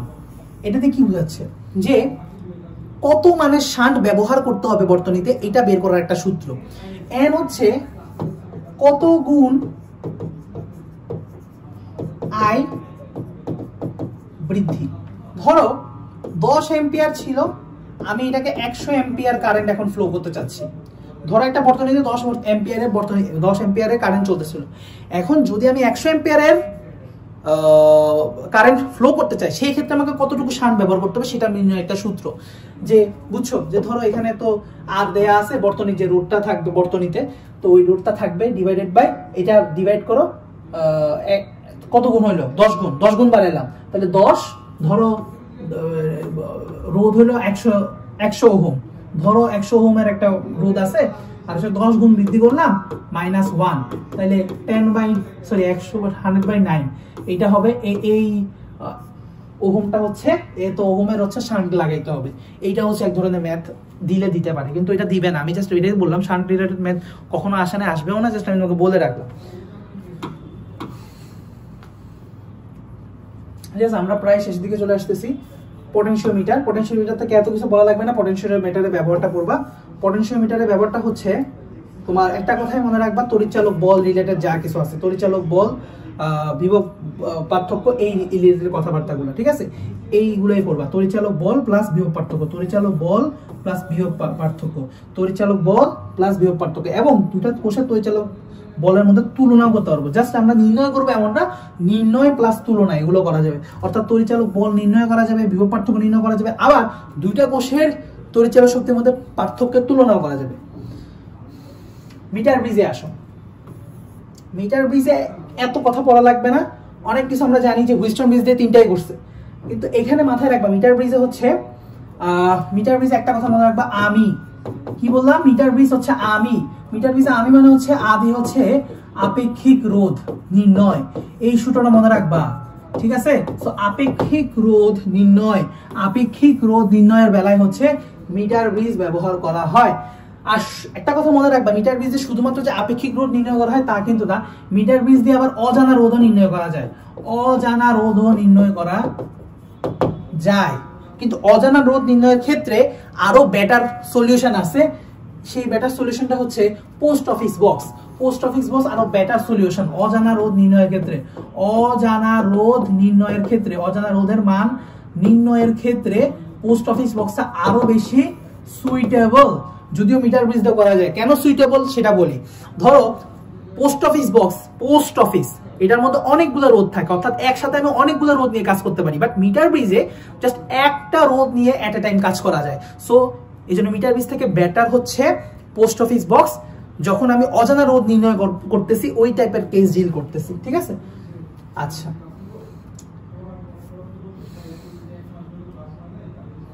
আর এই তিনটা করতেই সবসময় গ্যালভানোমিটার ব্যবহার করা হয়, এটা মাথায় রাখবা। আচ্ছা, সো আমাদের মোটামুটি চ্যাপ্টার শেষ। এখন তোমরা চাইলে মানে লেকচার এতটুকুই দেখতে পারো, কিন্তু আমি তাও আজকে কিছু কোশ্চেন ব্যাংক সলভ করবো, কারণ কোশ্চেনের মধ্যে কিছু ম্যাথও থাকবে, এগুলো সহ সলভ করে দিলে আমার মনে হয় তোমাদের সুবিধা হয়। তাহলে চলো তাড়াতাড়ি একটু 10 মিনিটের মধ্যে আমরা প্রশ্ন ব্যাংকটা সলিউশন করা ট্রাই করি। ঠিক আছে, শুরু করা যাক। নিচের কোনটা তাপমাত্রা সহ ঋণাত্মক অর্ধপরিবাহী? খুঁজো অর্ধপরিবাহী কোনটা, এটা সি। কোনটা অন্তরক? পরিবাহী হবে না, অর্ধপরিবাহী হবে না, পরিবাহী, অর্ধপরিবাহী, এটাও অর্ধপরিবাহী। সিরামিক, শিওর সিরামিক, এইটাই হচ্ছে, এটাই সিরামিক, এই যে ডি। তারপরে আসো, প্রসেসরের ক্ষেত্রফল দ্বিগুণ করা হলে রোধের মান কত হবে? দ্বিগুণ করা হয়েছে, তাইলে হবে প্রস্থচ্ছেদের ক্ষেত্রফলের ব্যস্তানুপাতিক, অর্থাৎ 1/2 হবে, মানে 1/2 হবে, অর্থাৎ হাফ হবে, অর্ধেক, অর্ধেক। তারপরে আসো, কির্চফের দ্বিতীয় সূত্র কোনটা সংরক্ষণ? শক্তি, শক্তি নাকি আধান? শক্তি। আচ্ছা, এরপরে আসো, পরিবাহিতার একক কি? সিমেন্স, সিমেন্স নাই, পার ওহমও নাই, এটা তো ওহম লেখা, পার ওহম নাই, দেখি তো কি, ব্ল্যাঙ্ক নাই, তার মানে এটা প্রশ্ন ভুল ছিল, এটা পার ওহম দিলে তাও অ্যান্সারটা হইতো। আচ্ছা, এখানে মার্কটা কোথা থেকে আসতেছে? এটা বেসিক্যালি খুবই সহজ প্রশ্ন, তো মাথায় রাখবা, এটা পি দেওয়া আছে, সরি এটা ভি দেওয়া আছে, এটা পি দেওয়া আছে, আর আই চাইছে, তার মানে হচ্ছে ভি পি ইকুয়ালস টু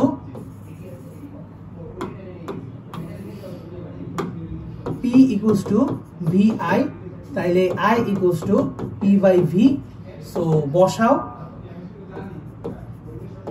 বসায় যা পাবা তাই অ্যান্সার। ঠিক আছে, এটা খুব সম্ভবত 2 বা 0.2 হবে, হ্যাঁ 0.2। সো অনুশীলনীতে থাকা প্রশ্নগুলোর অ্যান্সার একটু মুখস্থ রাখবা। সো এইটা, এই কোশ্চেনটা খুবই কমন, এই টাইপের কোশ্চেনটা। আর আমার মনে হয় এখানে একটা কোশ্চেন ভুলও আছে, 40 ওয়াট হওয়ার কথা, 40 ওয়াট হইলে ভালো মিলবে, 40 ওয়াট আর 200 হইলে, হ্যাঁ 40 ওয়াট আর 200 হইলে মনে হয় অ্যান্সারটা মিলবে। এখানে একটু ঘাপলা লাগতেছে আমার কাছে হিসাবটা, হ্যাঁ এখানে হিসাবটা 2 আসতো, 2, এটা তো প্রায় 2 এর কাছাকাছি, হ্যাঁ এখানে একটু ঝাপলা আছে, প্রশ্ন মনে হয় তুলতে ভুল করছে বা কিছু একটা। আচ্ছা, নিচের কোনটার মাধ্যমে বিভব পার্থক্য তড়িৎচলন শক্তি নির্ণয় করা যায়? আমি বলছিলাম তড়িৎচলন শক্তি বিভব পার্থক্য কথায় আসলে কি হবে? পটেনশিওমিটার, কারণ পটেনশিওমিটার মানে কি? Potential, so potentiometer. ঠিক আছে, কই এই যে এটা। তারপর বলছে কি তো চার্জ প্রবাহের হার কিউ বাই টি, এটার একক অ্যাম্পিয়ার, আই এর একক হচ্ছে ampere.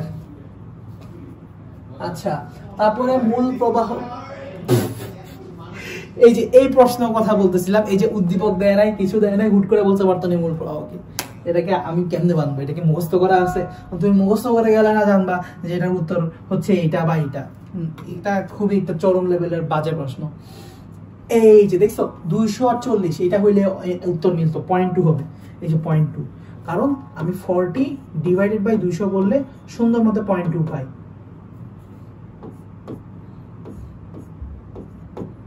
One by 5 equals to 0.2। হাতে ক্যালকুলেশনের জন্য কয়টা বুদ্ধির মধ্যে আমি একটা কথা বলবো, যে তোমরা 1/2, 1/3, 1/4 এরকম 1 থেকে 10 এর সবগুলো মান মুখস্থ রাখবা। যেমন এটা হচ্ছে 0.5, এটা হচ্ছে ভুলেও গেছি, তো এরকম 0.25, তো এরকম করে মানগুলো মনে রাখবা। ঠিক আছে, মানগুলো মুখস্থ রাখবা 1 থেকে 10 এর অ্যাটলিস্ট, তাহলে তোমাদের সুবিধা হবে। যেমন 1/5 এরটা মনে থাকে, 1/4 এরটা মনে থাকে আমার। তারপরে আসো, কি বলছে? শান্ট ব্যবহার করা হয় কি উদ্দেশ্যে তড়িতে? গ্যালভানোমিটারে, গ্যালভানোমিটার বিদ্যুৎ প্রবাহ বাড়ানোর জন্য না কমানোর জন্য? অবশ্যই কমানোর জন্য। গ্যালভানোমিটারে বেশি বিদ্যুৎ প্রবাহ গেলে তো পুড়ে যাবে, মানে এই জন্য আমরা যন্ত্রটাকে বাঁচানোর জন্য শান্ট ব্যবহার করি। আর এটা কোথায় কিভাবে ব্যবহার করা হয়? সমান্তরালে সমমানের রোধ ব্যবহার করা হয়। আচ্ছা, তারপরে বৃদ্ধির জন্য কোনটা দায়ী? দৈর্ঘ্য কমে গেলে, না কমে গেলে তো রোধও কমে যেত, ক্ষেত্রফল বৃদ্ধি পেলে, হ্যাঁ বৃদ্ধি পেলে তো এটা কমে যাওয়ার কথা, তাও ঠিক না। উষ্ণতা বৃদ্ধি পেলে, হ্যাঁ উষ্ণতা বৃদ্ধি পেলে রোধ বৃদ্ধি পাবে। তারের ক্ষেত্রে তো, পরিবাহী ক্ষেত্রে এটা ঠিক আছে। আয়তন বৃদ্ধি পেলে না, ঠিক আছে, তাহলে সি হবে অ্যান্সার। তারপরে আসো, কোন যন্ত্রের সাথে ছোট মানের রোধ এবং তড়িৎচলন শক্তি নির্ণয় করা যায়? তড়িৎচালক শক্তি থাকলেই দাগাই দিব পটেনশিওমিটার, চোখ বন্ধ করে। তড়িৎচালক শক্তি বিভব পার্থক্য লেখা থাকলে চোখ বন্ধ করে দাগাই দিব হচ্ছে আমার পটেনশিওমিটার। আপেক্ষিক রোধ বলছিলাম আমি, তাহলে আপেক্ষিক রোধ দেখলে মিটার বিস দাগাই দিব। কই মিটার বিস? ধাতব তারের উষ্ণতা 10 ডিগ্রি।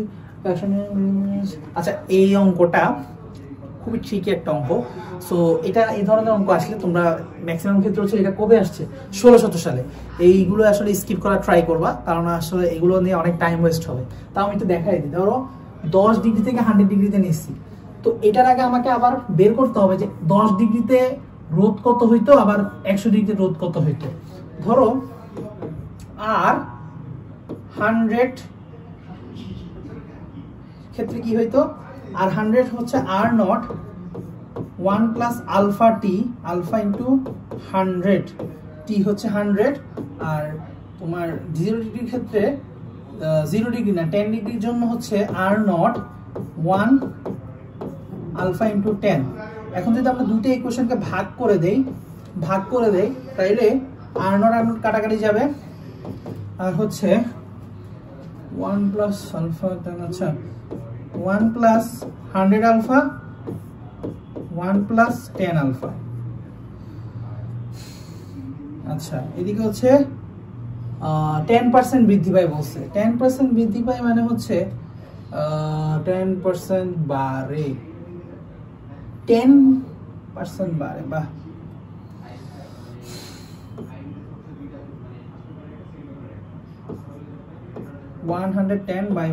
যদি আমি ধরে নিই যে এখানে তো 100 হয়, এখানে 110 হবে, অর্থাৎ 100 থেকে 10% বাড়বে। আচ্ছা, তাহলে এই ইকুয়েশনটাকে তুমি যদি সলভ করো, যে আলফাটা পাবা সেটাই হচ্ছে এটার মানটা। ঠিক আছে, আমি জাস্ট প্রসিডিউরটা বলে দিলাম। এটা হিসাব করাটা একটু কঠিন রে বাবা, এটা হিসাব করার মধ্যে যাওয়ার দরকার নাই। ঠিক আছে, এটা হিসাবটা তোমরা বাসায় নিজে নিজে করে করতে পারো। ঠিক আছে, আচ্ছা, এই ধরনের অঙ্ক জেনারেলি স্কিপ করাই ভালো। মেডিকেল ভর্তি পরীক্ষায় একটা হয়তো হাইয়েস্ট আসবে, এটার জন্য আসলে পাগল হওয়ার দরকার নাই। ওইটা ছেড়ে দিলে সবচেয়ে বুদ্ধিমানের কাজ। আর 5টা থিওরি নিয়ে তুমি থিওরিটিক্যাল কোশ্চেন তুমি ওই টাইমে অ্যান্সার করতে পারবে এবং ওগুলো চিন্তা করতে পারবা। কোন এককের সংকেত সঠিক? এটা সঠিক না, এটা সঠিক, এটাও সঠিক না, এটাও সঠিক না। ঠিক আছে, তড়িৎচলন তুল্যাঙ্ক একটু বলে দেই, জেড আর কি। ঠিক আছে, Z equals to W equals to ZQ, সেখান থেকে আমরা বলতে পারি Z equals to W by Q। তাহলে W equals to হচ্ছে জুল আর কুলম্ব পার কুলম্ব, তাহলে জুল পার কুলম্ব হবে এটার একক। তাহলে এটা জুল পার সেকেন্ড দেওয়া, জুল পার কুলম্ব দিলে তাও এটা হইতো। ঠিক আছে না? আচ্ছা, তাহলে বি হবে সঠিক অ্যান্সার। তারপরে আসো এনার্জি বাল্বের গায়ে 220 আবার একই ধরনের অঙ্ক, এগুলো পারবা। এটা ভি এর মান দেওয়া আছে, এটা পি এর মান দেওয়া আছে, so I equals to P by V, এভাবে করে অ্যানসারটা করে ফেলবা। ঠিক আছে, অঙ্ক করে ফেলবা। আচ্ছা, অজানা রোধ। অজানা রোধ দুটো দিয়ে বের করা যায়। অজানা তো হচ্ছে তোমার পটেনশিওমিটার দিয়েও, সরি পটেনশিয়াল না, পোস্ট অফিস বক্স দিয়েও হয়, আবার হচ্ছে মিটার ব্রিজ দিয়েও হয়। বাট কি দিছে অ্যানসার?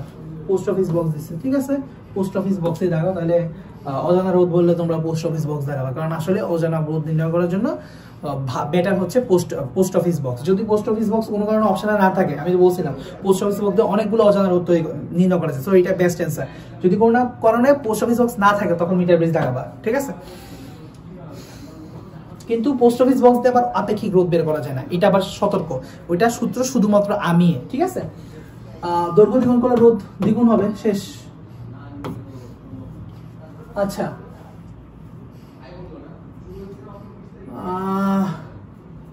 উৎপন্ন তাপ কেমন হবে? আচ্ছা, আমরা জানি হচ্ছে H সমানুপাতিক V স্কয়ার, কারণ হচ্ছে H equals to V square by RT, তাই না? এরকমই তো আমরা একটা সূত্র পড়ছি। সো এটা সমানুপাতিক, তার মানে হচ্ছে H2 by H1 equals to V2 by V1 whole square. So আমার পরবর্তীতে কমাই দিছে, তাই না? 110 করে দিছে, আগে ছিল 220, তো এটার স্কয়ার অর্থাৎ হাফ এর স্কয়ার মানে হচ্ছে 1/4। হ্যাঁ, ঠিক আছে। এই ধরনের সহজ অঙ্ক খুব কঠিন লাগতে পারে, সো একটু প্র্যাকটিস করে যেতে হবে অবশ্যই। ঠিক আছে, ফিউচারের বৈশিষ্ট্য কি? কম রোধ, উচ্চ গলনাঙ্ক না, দুইটাই কম হইতে হবে, কম রোধ কম গলনাঙ্ক। ঠিক আছে, আচ্ছা, তারপরে আসো, এটা তারকে নির্দিষ্ট বিভব পার্থক্য সংযোগ করা হলো, পুরুত্ব বৃদ্ধি বলে কোনটা বৃদ্ধি পাবে? এটা কি আবার? তারকে নির্দিষ্ট বিভব পার্থক্য সংযোগ করা হলো, পুরুত্ব বৃদ্ধি করতেছি, তাহলে কোনটা বৃদ্ধি পাবে? পুরুত্ব বৃদ্ধি করলে তো প্রস্থচ্ছেদের ক্ষেত্রফল বেড়ে যায়। তো প্রস্থচ্ছেদের ক্ষেত্রফল যদি বেড়ে যায় তাহলে তো রোধ কমে, বেড়ে গেলে রোধ কমে যাবে, রোধ কমে যাবে, রোধ কমে যাবে, রোধ তো কমে যাবে, রোধ বৃদ্ধি পাবে না, রোধ বৃদ্ধি পাবে না। তার মানে হ্যাঁ, রোধ যদি এবার কমে যায় তাহলে কিন্তু বিদ্যুৎ প্রবাহ পারে, কারণ রোধের সাথে বিদ্যুৎ প্রবাহ সম্পর্ক হচ্ছে ব্যস্তানুপাতিক। তার মানে এটাই মনে সঠিক অ্যান্সার, দেখি তো, হ্যাঁ এটাই সঠিক অ্যান্সার। আচ্ছা, তারপরে আসো, ক্ষেত্রফল দ্বিগুণ আরে হাফ হবে রে ভাই, অর্ধেক হবে। তারপরে আরে একই কথা তো, এটা তো ভি দেওয়া আছে, এটা হচ্ছে আই দেওয়া আছে, তাইলে এখন বের করতে বলছে শক্তি কত, মানে হচ্ছে মানে শক্তি নেই, এটা হচ্ছে ক্ষমতা চাইছে, অর্থাৎ P equals to VI, just গুণ করে দিবা ভাই, ঠিক আছে? গুণ করে দেওয়া ছাড়া কোনো হিসাব নাই। এই 280 250 আর 80 গুণ করতে পারো না, এই গুণ না করতে বলে তো হবে না। এটা অ্যান্সার হবে কত? এত 2000 ওয়াট। 2000 ওয়াট না দিয়ে 2 কিলো ওয়াটও দিতে পারতো, তাই না? এগুলো খেয়াল রাখতে হবে। আচ্ছা, তারপরে আসো, অপশন এটা থাকতেই পারতো, কোন পরিবাহীর রোধ কিসের উপর নির্ভরশীল নয়? তারপরটা চাপের উপর নির্ভরশীল না। আচ্ছা, অস্তিত্ব নির্ণয় করা যায়, পরিমাণটা সেভাবে না, কেবল প্রবণতা, কেবল প্রবণতা তো নাই, রোধ এগুলো, তাহলে এটাই দেখাতে হবে, কিছু করার নাই, এটাই অ্যান্সার। অস্তিত্বই ভালোভাবে নির্ণয় করা যায়, পরিমাণটা ভাবে নির্ণয় করা যায় না। আচ্ছা, দুই প্রান্তে কি বলতেছে একটু দেখি। দুই প্রান্তে তাপমাত্রা পার্থক্য আছে, এমন পরিমাণে তা হলে তাপের শোষণ, ওরে আল্লাহ, এটা তো হচ্ছে এই যে থমসন ক্রিয়া, ঠিক আছে? এটা আগের বইয়ে ছিল, এগুলো এখন আর বইয়ের কোনো আলোচনা নাই, দরকার নাই।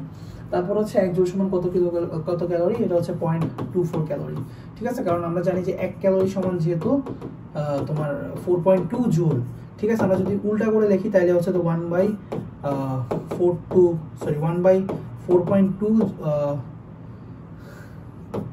1 জুল সমান এত ক্যালোরি, অর্থাৎ 1/4.2 মানে হচ্ছে 0.24 ক্যালোরি।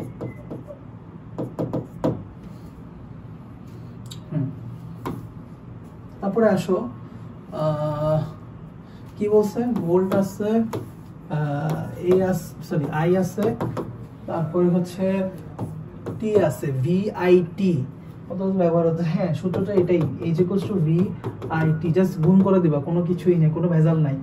আচ্ছা, ভেজাল আছে, কিলোওয়াট চাইছে, অর্থাৎ কিলোওয়াট হলে তো আমার এখানে তো ওয়াট আওয়ার আসবে। দেখো, এটার এটা গুণ করলে ওয়াট আসবে, কারণ এসআই ইউনিট দুইটা, ওয়াট আসবে আর এটা ওয়াট আওয়ার হবে। তার মানে কিলোওয়াট বের করতে 1000 দিয়ে ভাগ করতে হবে, এইটাই হচ্ছে টুইস্টটা। এটা যদি করতে পারো তাইলেই তোমার কিলো ওয়াট আওয়ারে বের হবে।